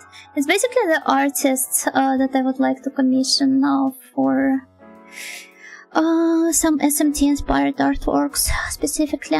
Either the ones that try to emulate the visual style or the ones that have drawn SMT fan arts in the past. So I could kind of like for example, maybe commission myself as some of the demons. How about Gakigenyo? Speaking of scabs, I discovered by accident that you can simply see the artists any other user is following. Oh, is that so? I don't think I follow any, like, any artists I would be ashamed of having in my follows though. Also, Ninja God, thank you for the follow. I seem to have not noticed the notification, but thank you so much. So I spied on Miss Nightingales, but there were too many to sift through and a lot of overlap with mine. Yeah, this is why I organized them in this sort of, like, price-wise separated folders. And there's also, like, websites on sorbet.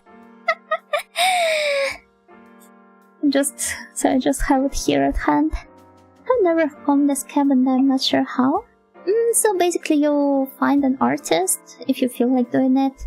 You find an artist and you type in your, like, request and go with either the recommended price if you're unsure, or with something higher, and you can also check the mark for the translation so that it auto-translates them.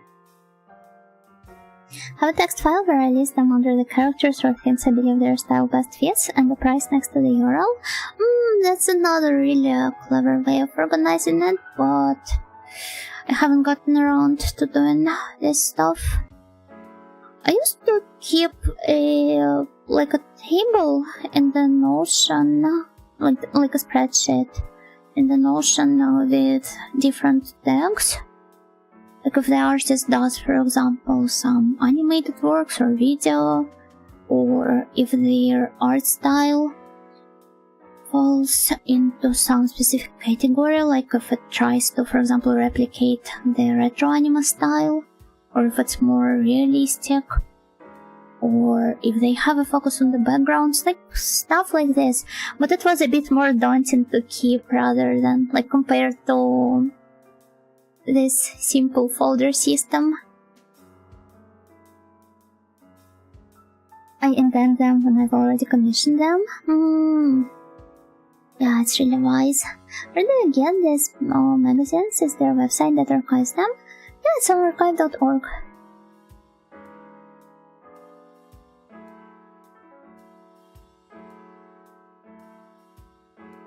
What else have we got here? A bunch of ads.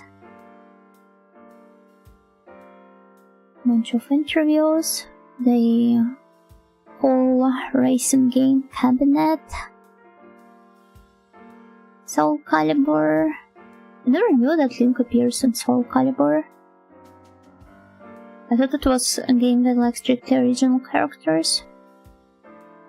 Arcade game library.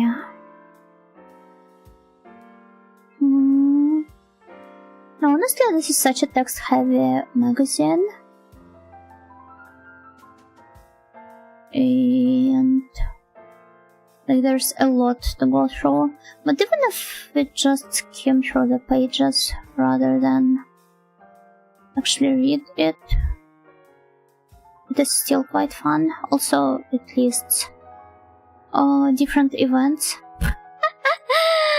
Look at this spelling. Event list. Surely the game doesn't feature Gerald and Toby these days. Wait, it does? That's so cursed. Soul Calibur 2 had different guest characters on each console. The GameCube had Link, the PS2 had, I think, Heihachi from Tekken. The Xbox had an American comic character, Forgot Home. Oh, that's cool. Or maybe not. It depends.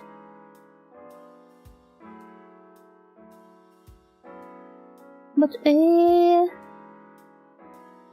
wow, it feels like there was a bunch of those events in every single arcade out there. Truly the age of the arcades. Immediately brings me to High Score Girl.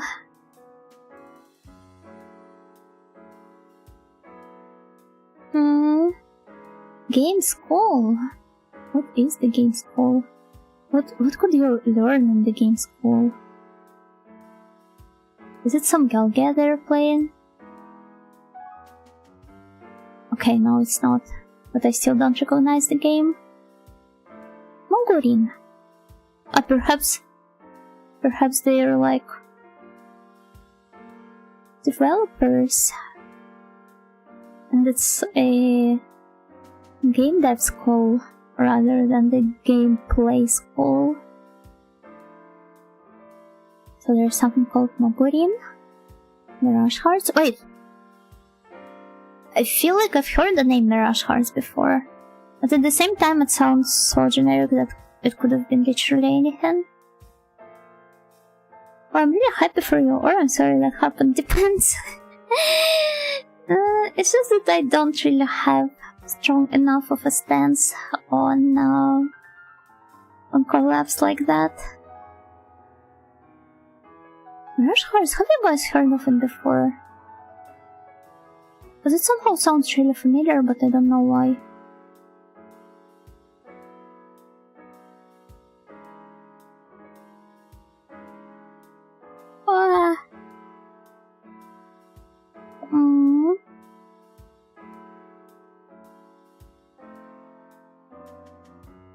I have the same problem. It sounds familiar, but it also sounds generic. This is what I'm trying to say here. It does. That's the problem here. But also, this looks stellar. I would absolutely love to play a game like that. What is it called? It doesn't provide a name. Gokusei Sakuhin, but what is the name? He created it during his first year at the school. Can I please play it somehow? Because it looks adorable.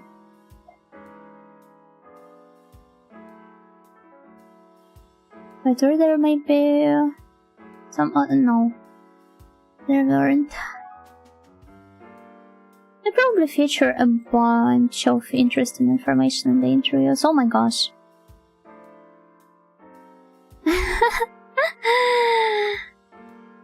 Look at those. Look at those chubby, big chungus PCs. Wouldn't you just love to have one yourselves?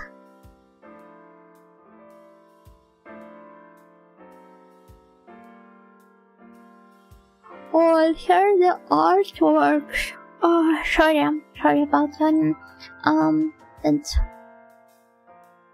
That their students have created. These two, they have the same vibe as, like, I don't know, Last Exile or some similar story. I always remember Fractal. It was so dunked on in the ongoing. But looking back at it, I feel nothing but really, like, warm and fuzzy about it. So what's that? Colorful High School. It's a quiz game. Guess I wouldn't be able to play it on stream.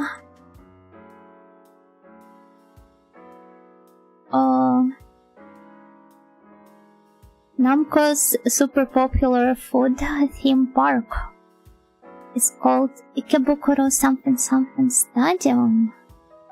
And the options are Ikebukuro Gyoza Stadium, Ikebukuro Ramen Stadium, Ikebukuro Curry Stadium, and the Ikebukuro Family Stadium.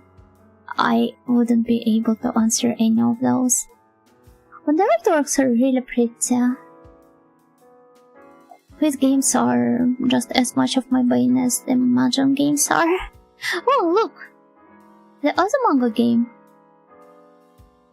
All of a sudden, Puzzle Bubble. I guess it's not that hard to guess what the gameplay is about. Osaka, my beloved. And the girls are so precious.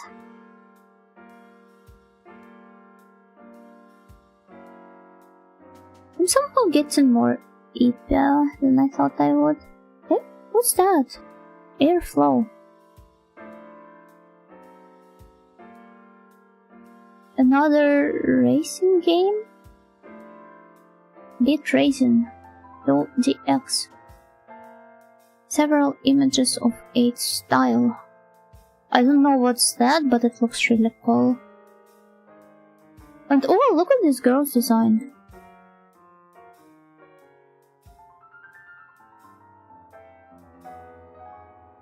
Was her that as Airflow? Eh?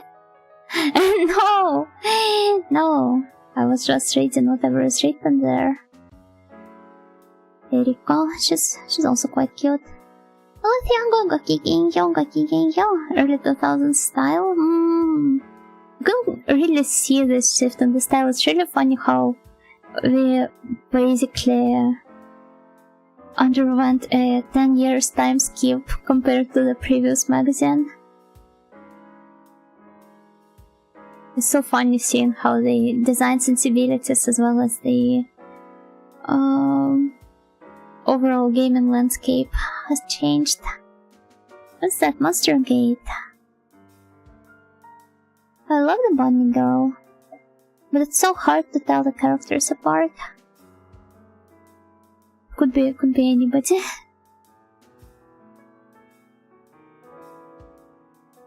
Golden Roulette. Oh, that's a game for carding. Oh my god. Featuring an actual bunny girl. Wow. I love how covered up her costume is, but they still, like, went out of their way to highlight the cleavage. Well, obviously they would. Oh, wait. Dragon Treasure. This is over quality works. Whatever that means. But I really love the screenshots. This one specifically.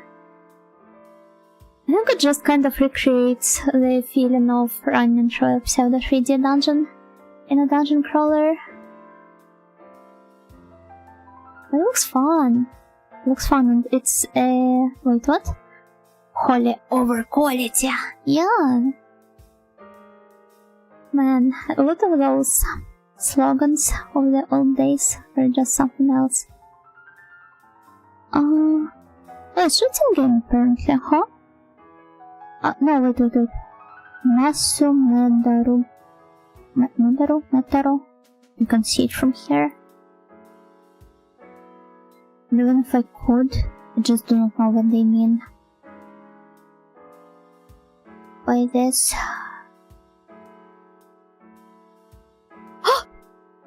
Women? We got women here? That's women, so you get to undress those ladies in an arcade game? Well, I guess we'd. I just saw an actual nipple. And it's the Yakin Belto. Well, here it's Yakin Janto, meaning it's a it's the Mahjong spin-off of a legendary eroge.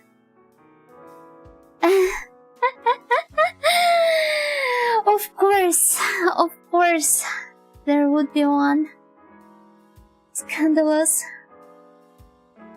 Yeah, I'm also surprised to learn that it had the Mahjong spin-off, but also generic is her name. Thank you for the stretch plus hydrate. Oh.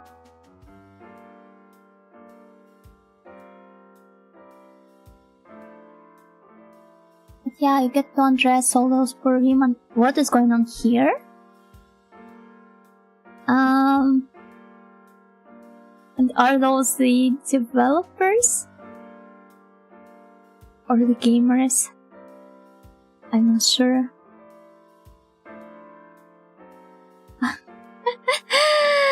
Me on the right.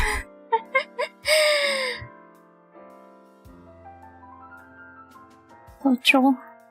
Well, let's go to the. Oh my god, that's maybe a bit too late.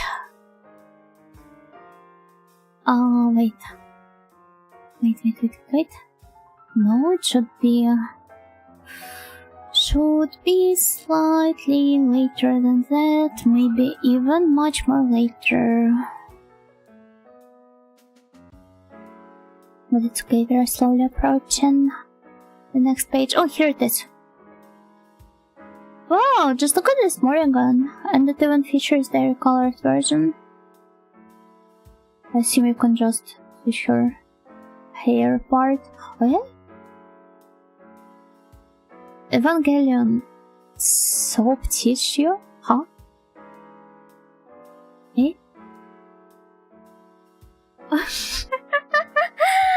Soap dish, I mean. A bath to play melty in. I'm afraid you won't be able to play any melty in a bath of this size. I'm so messed up holding this item in my hands. It's basically just like I'm not sure you can call those soap dishes in English as well, but it's where you place your soap though. Let's get in the bath with Asuka, yeah. With Asuka and Ayanami. Gamer's first anime bath. They just thought that maybe if they made the gamers buy those soap stands, they would have started taking the bath more frequently. But there are those some busts of the Guilty Gear characters, as well as Hokuto no Ken figurines. Oh, love Hina, nice.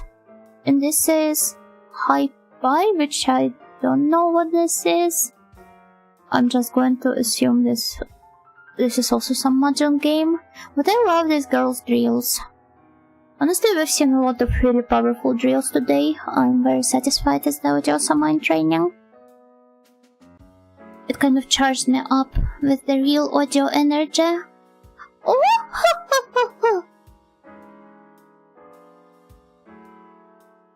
What else does it feature? Oh, I immediately spy some. Wait, are those Kobus?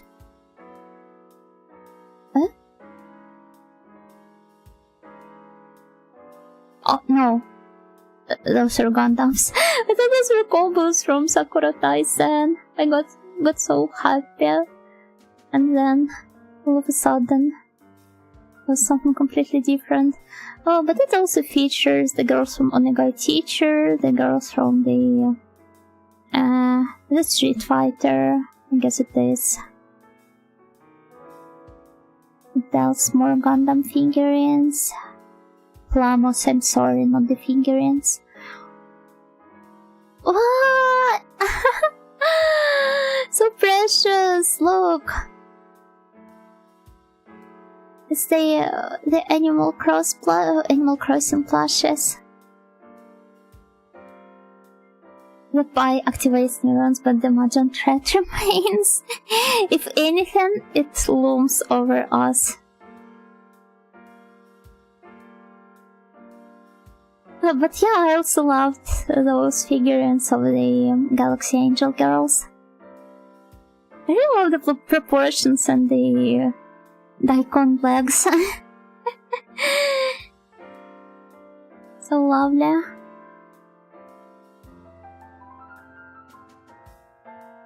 Oh, this is the page we've seen before, the cosplay one. Galaxy Angel, yeah, Galaxy Angel mentioned. Okay, this is something we didn't get enough of in the previous magazine. Here comes the viewer submitted artworks page. And most of them seem to be dedicated to Guilty Gear specifically.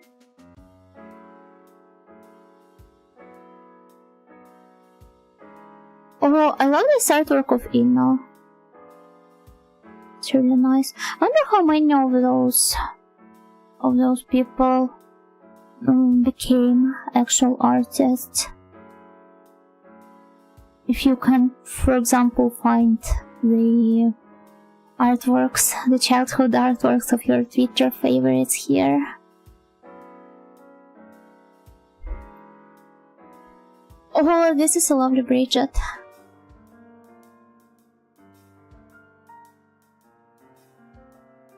I love how, like, at least a couple of them seem to adopt this style of the I guess mostly compile hard puzzle games like Puyo Puyo and stuff. At least I personally associate this art style with them a lot.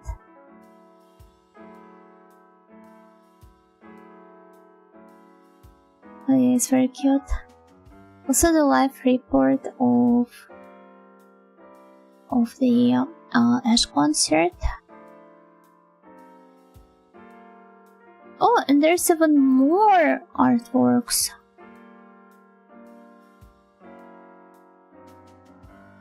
Compa core type build. Well, I'm sorry. I'm sorry about being unable to word my thoughts properly. My articulation is off the charts as always.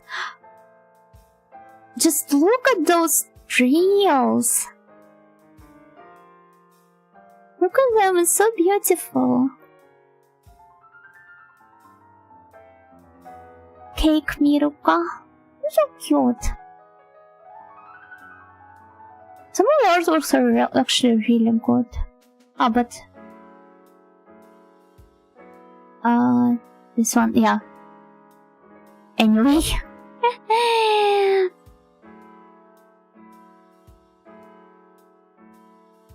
あなたに私を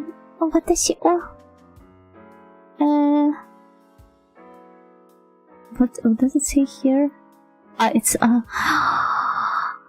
愛してくれますか？あなたは私を愛してくれますか？ Yes, I will. But who are you? It looks really familiar. Oh my god. What's that? Who is that? Some popping fan arts as well. And also, oh my god, this one, it goes really hard. All is well that ends well. And it's ANDS instead of ENDS. The band Ash getting their one page right in the middle of the fan art spread. I mean, the page they ended up next to, it is dedicated strictly to Metal Gear fan, not Metal Gear, oh my god, Guilty Gear fan arts. So it makes sense for them to be there, kind of. Also, wow, this is a beautiful artwork of Polygon. It's so 2000-ish. Yeah, so tacky, but in a good way. Oh, these two! Oh my god, oh.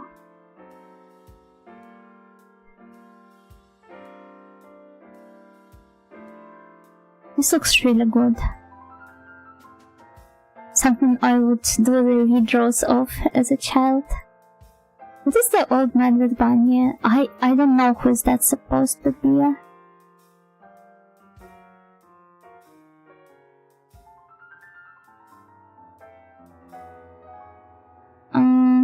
Give me a moment. I'll just look it up. So vintage, yeah. Indeed.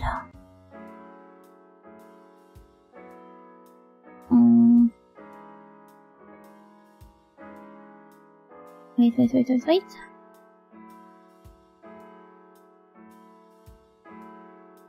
So this is... Yeah, sorry, no idea, it just gives me some completely different results. Don flyer. Oh my gosh, it's so cute. But the font makes it look as if this was Pon Pokopon instead. But yeah, it's very soulful.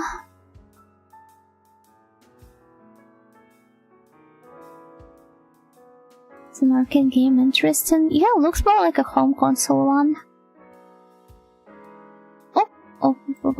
No, maybe this was a better decision, but yeah, no.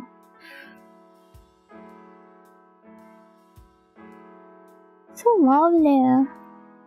Dungeons and Dragons. Yeah, of course, D&D got their fair share of love. His name is Bob. Nice to meet him, I guess.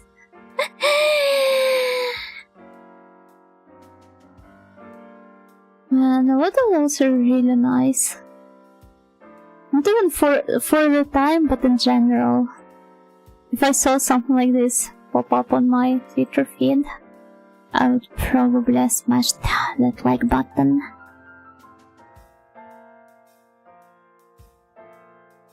Geparokan. Whatever that is. Wait, what?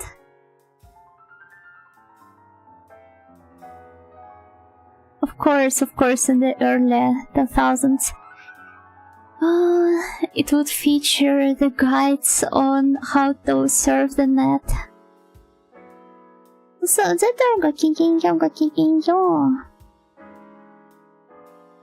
such a high effort transition of a then already retro character, that fan art. Just 1 second, I will close the window again. And... oh, he's quite lovely.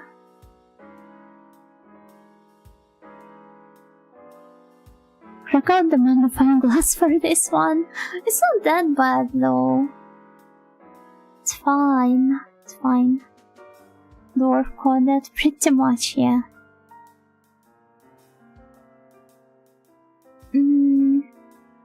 Colorful high school. Tenshiramon.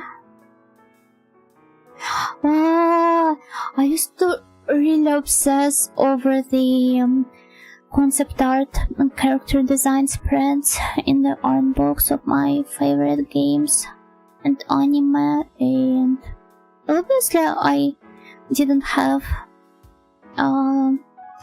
any physical art books until much later in my life.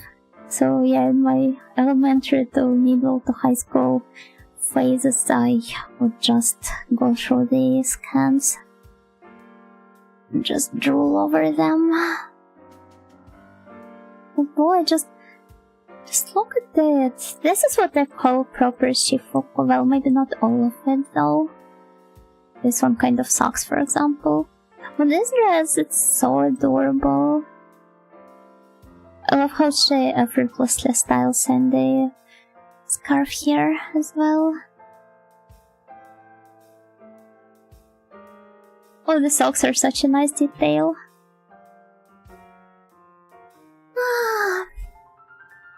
It looks like she's in a job somehow. The tomboy girl, the nerd girl. Oh! Look at her. Look at her bad posture here. Although it seems to be alright here. If we ignore the fact that she has the lordosis. Imagine landing on a box and she drools over it. No, I would never. And then again, nobody really borrowed me any box. Hello, Smiles, Gakigenyo, happy 2nd anniversary, thank you. Who's that? Go to heaven, destroy them all. Also, just 1 second, I want to take a really short break. And then once I return, we will continue going through Arcadia, and then maybe we will have some time left to pick the final magazine for today.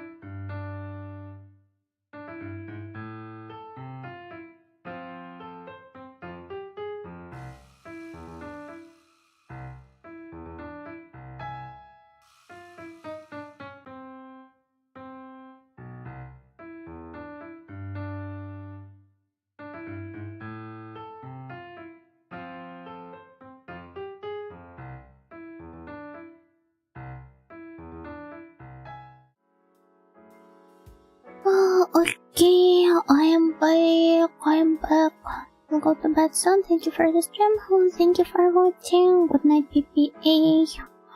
Oh, but yeah, now that I'm back, let's continue. I just really need at the moment to lie down in bed for a second. Welcome back. Thank you, thank you.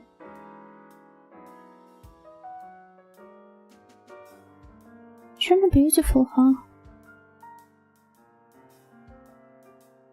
Oh, that was it. What's that was the game? The high score submissions. This is really cool.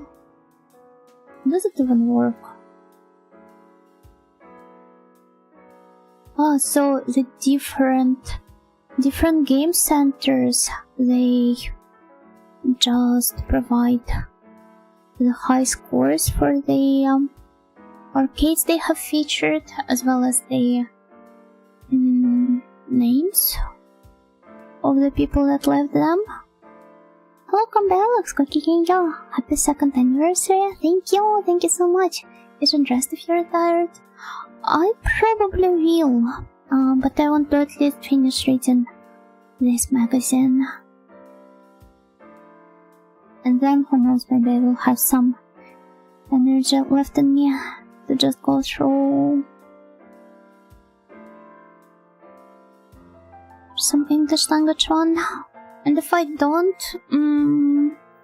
perhaps I should make it like a once per month occasion. And then start the next magazine reading stream from an English language magazine.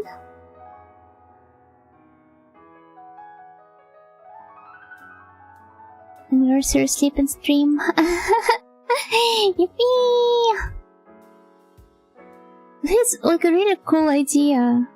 So they feature different game centers, the arcade centers, which provide the stats for the high scores, and the arcades they host, as well as people that left those high scores. And basically you either get to stroke your ego by getting to see your name there, or you might encounter your, I don't know, arch nemesis, the eternal rival, and set out to beat them up once and for all. Actually, I wonder if you go through different game centers here, will you find, for example, one person attending several guest sends and just taking the high scores there?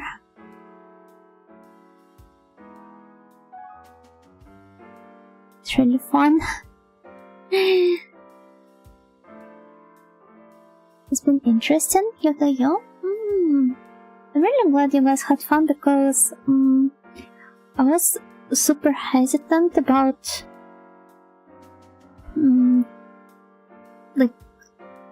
celebrating my anniversary with just the magazine reading, but I just realized that it's kind of like the format I see myself more in, just doing those cozy chill streams instead of organizing some big events and inviting a bunch of different people to hang out with me. Then again, nothing bad about that, I'm not used to a bigger scale, and it kind of felt really nice to not try to force myself to fit some kind of mold I imagined that an anniversary should look and feel like. People come here for you. I sure hope so, but oh boy, this one, it's so beautiful. I didn't organize fighting games and cheat this in the bathroom. It's okay, maybe eventually, if I do an off collab with Karin, we will play Melty Blood from a bathroom. Oh, and that's it. The magazine is over. So over. always brought up Nintendo Power, or whatever that was. Although I don't currently see it here really. Or maybe we could go through the official Sega Saturn magazine next time. It's your anniversary, so do things for your own sake though. It's just kind of like when I take a look at how my friends, for example, celebrate those, it's always so grandiose, so big in scale, and they also prepare a bunch of different stuff to reveal. I was kind of hoping that I would get though, but then the real life just stood in my way. Have you heard of the magazine Retro Gamer? No, but I assume this is the British one you've talked about before. It's just called Retro Gamer. It's nice when it's not grandiose though. Yeah, I get that. It's just the brain worms again. Let me see, let me look it up, the Retro Gamer magazine. Retro Gamer. Have I mentioned it before? Oh, you just briefly mentioned having read some British anniversary. Oh my god, sorry, I'm getting to it. Some British gaming magazine. Well, some of it appears to have been archived on archive.org. Oh, but it's Retro Gamer Spain. I don't think this is what... Oh, here's Retro Gamer UK. But there, those are not exactly the retro magazines. Those are modern magazines dedicated to the retro games, so this is also interesting in its own way. And how they used to publish some manuals as well. Old School Gamer magazine, but I love how soulful the cover artworks are. Nice anniversary also isn't too luxurious. It takes all kinds of people to make a world. Sometimes the bigger celebrations feel like they're reaching too hard for special things to throw in. But I don't know. It feels nice to kind of like introduce the viewers to bigger special things without having to look for a different occasion to do this. Technically started in 2004, so the early issues are basically retro themselves. Oh, that's fair then. And well, I assume it only comes out once per year? Since so it's like 2016, then 2017, 2018, 2019, 2015 too. 2013.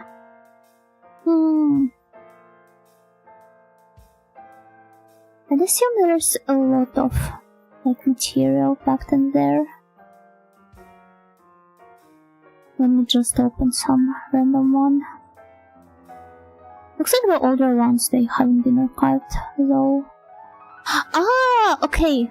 So it does come out on a monthly basis. They're just archived by years. Best of British, World of Tanks, Rollout. Okay. Why am I suddenly hit with the Eastern Euro deathcore or all of a sudden? For old gamers only, 20 plus.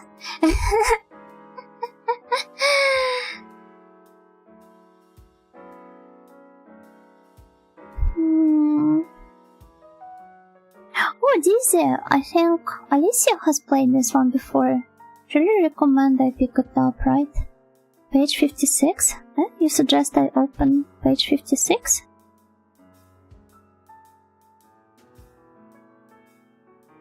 Are you an old gamer? No, I'm a baby gamer. What's that? Arcane games that never made it home. Trick Traps 1771.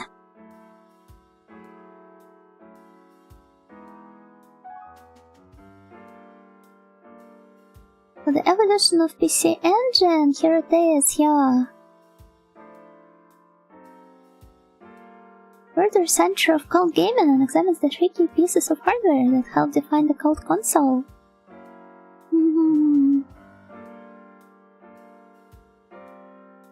I don't think I will be reading through it right now, but perhaps you have found an English language magazine for the next stream. I feel like it would be nice to organize them in such a manner, though no hard promises yet, but basically so that we read through one Japanese and one Western one. It could be kind of fun to compare them. We could also, for example, pick, I don't know, the same period of time, roughly, to see how different they were. But then again, we will have to wait for the next magazine reading stream. I've been really enjoying those, and I really hope you guys have fun as well. Even when we're just, I don't know, skimming through the pages rather than actually reading them. It's still really cool to discover all of those potentially fun games to play, or see the ones that I have played on the streams. The magazine Crash was also quite famous. Was it named after Crash Bandicoot? Yeah, it was fun. I'm happy to know this. It's quite relaxing. Yeah, relaxing is a good word for it, but then again, I did intend to have a fun, cozy time. They're very interesting. A lot of the pages, they feel like such a cool time capsule, which is, like, it's so fascinating to explore those. I look forward to doing more streams like that, and maybe also subjecting you guys to reading more of the Gothic Lolita magazines as well. So that you will learn one or two more things about your audio's favorite fashion. I started going in the early 80s, I think. Oh, so that sure is a retro magazine, huh? Oh, but, well, I guess it is time for us to actually wrap up for today. And let me see who we can rate today. Here's to another 20 years, audio. That's too much. I'm not sure I will get to with you for that long. What if a car hits me before this time? Huh? I'm sorry, I'm getting too fatalistic again. I always do. Oh, let me choose our right target for the day, I guess. Let's pay a visit to Miss Tsukimi. Was currently building some gunpla, but I'm not sure which one.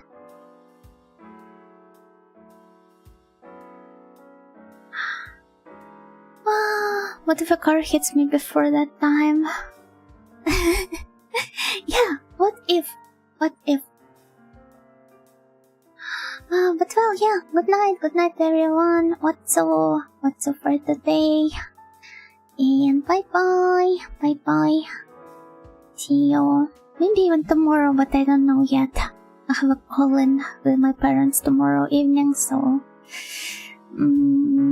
perhaps if there will be a stream, it will be a short one. So I can't promise anything yet. But yeah, bye-bye. Thank you for hanging out. I had tons of fun. Thank you for this wonderful second anniversary.